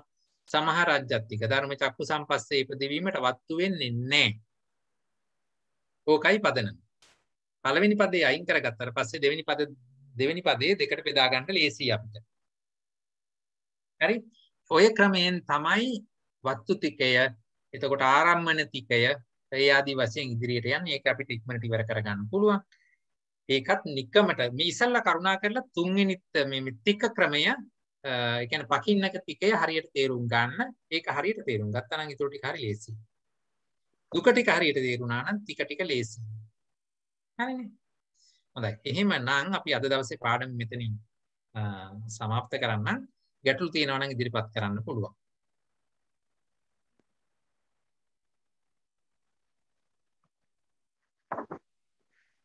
ගැටලු නෑ වගේ නම් අපි අද දවසේ පාඩම අවසන් කරමු. ලබන සතිය අපි මෙතන ඉඳලා ඉදිරියට කතා කරමු. ටික නිද්දේශය අවසන් කරන්නට පුළුවන් වෙයි. අපි කාලය තියෙන නිසා හිමින් කතා කරමු. හොඳයි. එහෙමනම් අද දවසෙත් පැය දෙකකට අධික කාලයක් මේ අභිධර්ම සම්මාශ්‍රණය තුල ලැබූ කුසලය, මේ ශාසනය ආරක්ෂා කරන්නා වූ සියලු සම්‍යක් දෘෂ්ටික දෙවි දේවතාවුන්ටත්, මේ ධර්මයේ රැකලා දුන් මහා සංඝරත්නයටත්, ප ဋ ාණ ධම්ම සභාවේ සියලුම වහන්සේලාටත්, මේ තාක්ෂණ සහාය ලබා දෙමින් උපකාර කළ හැම දෙනාටමත්, පොදුවේ ඔබ අප හැම වෙනුවෙන් මියගිය ඥාතීන්, ගුරුවරුන්, දෙමව්පියන් ඇතුළු සියලුම දෙනාට, සියලු සත්‍යයන්ටත්, ඔබ අප හැම දෙනාට මේ සියලු කුසලය අමා මහ නිවන් පිණිසම උපනිශ්‍රේ වේවා, හේතු වාසනා වේවා කියලා ප්‍රාර්ථනා කරමින් සාදු නාද පවත්වන්න. සාදු සාදු සාදු. පෙරවන් සරණයි.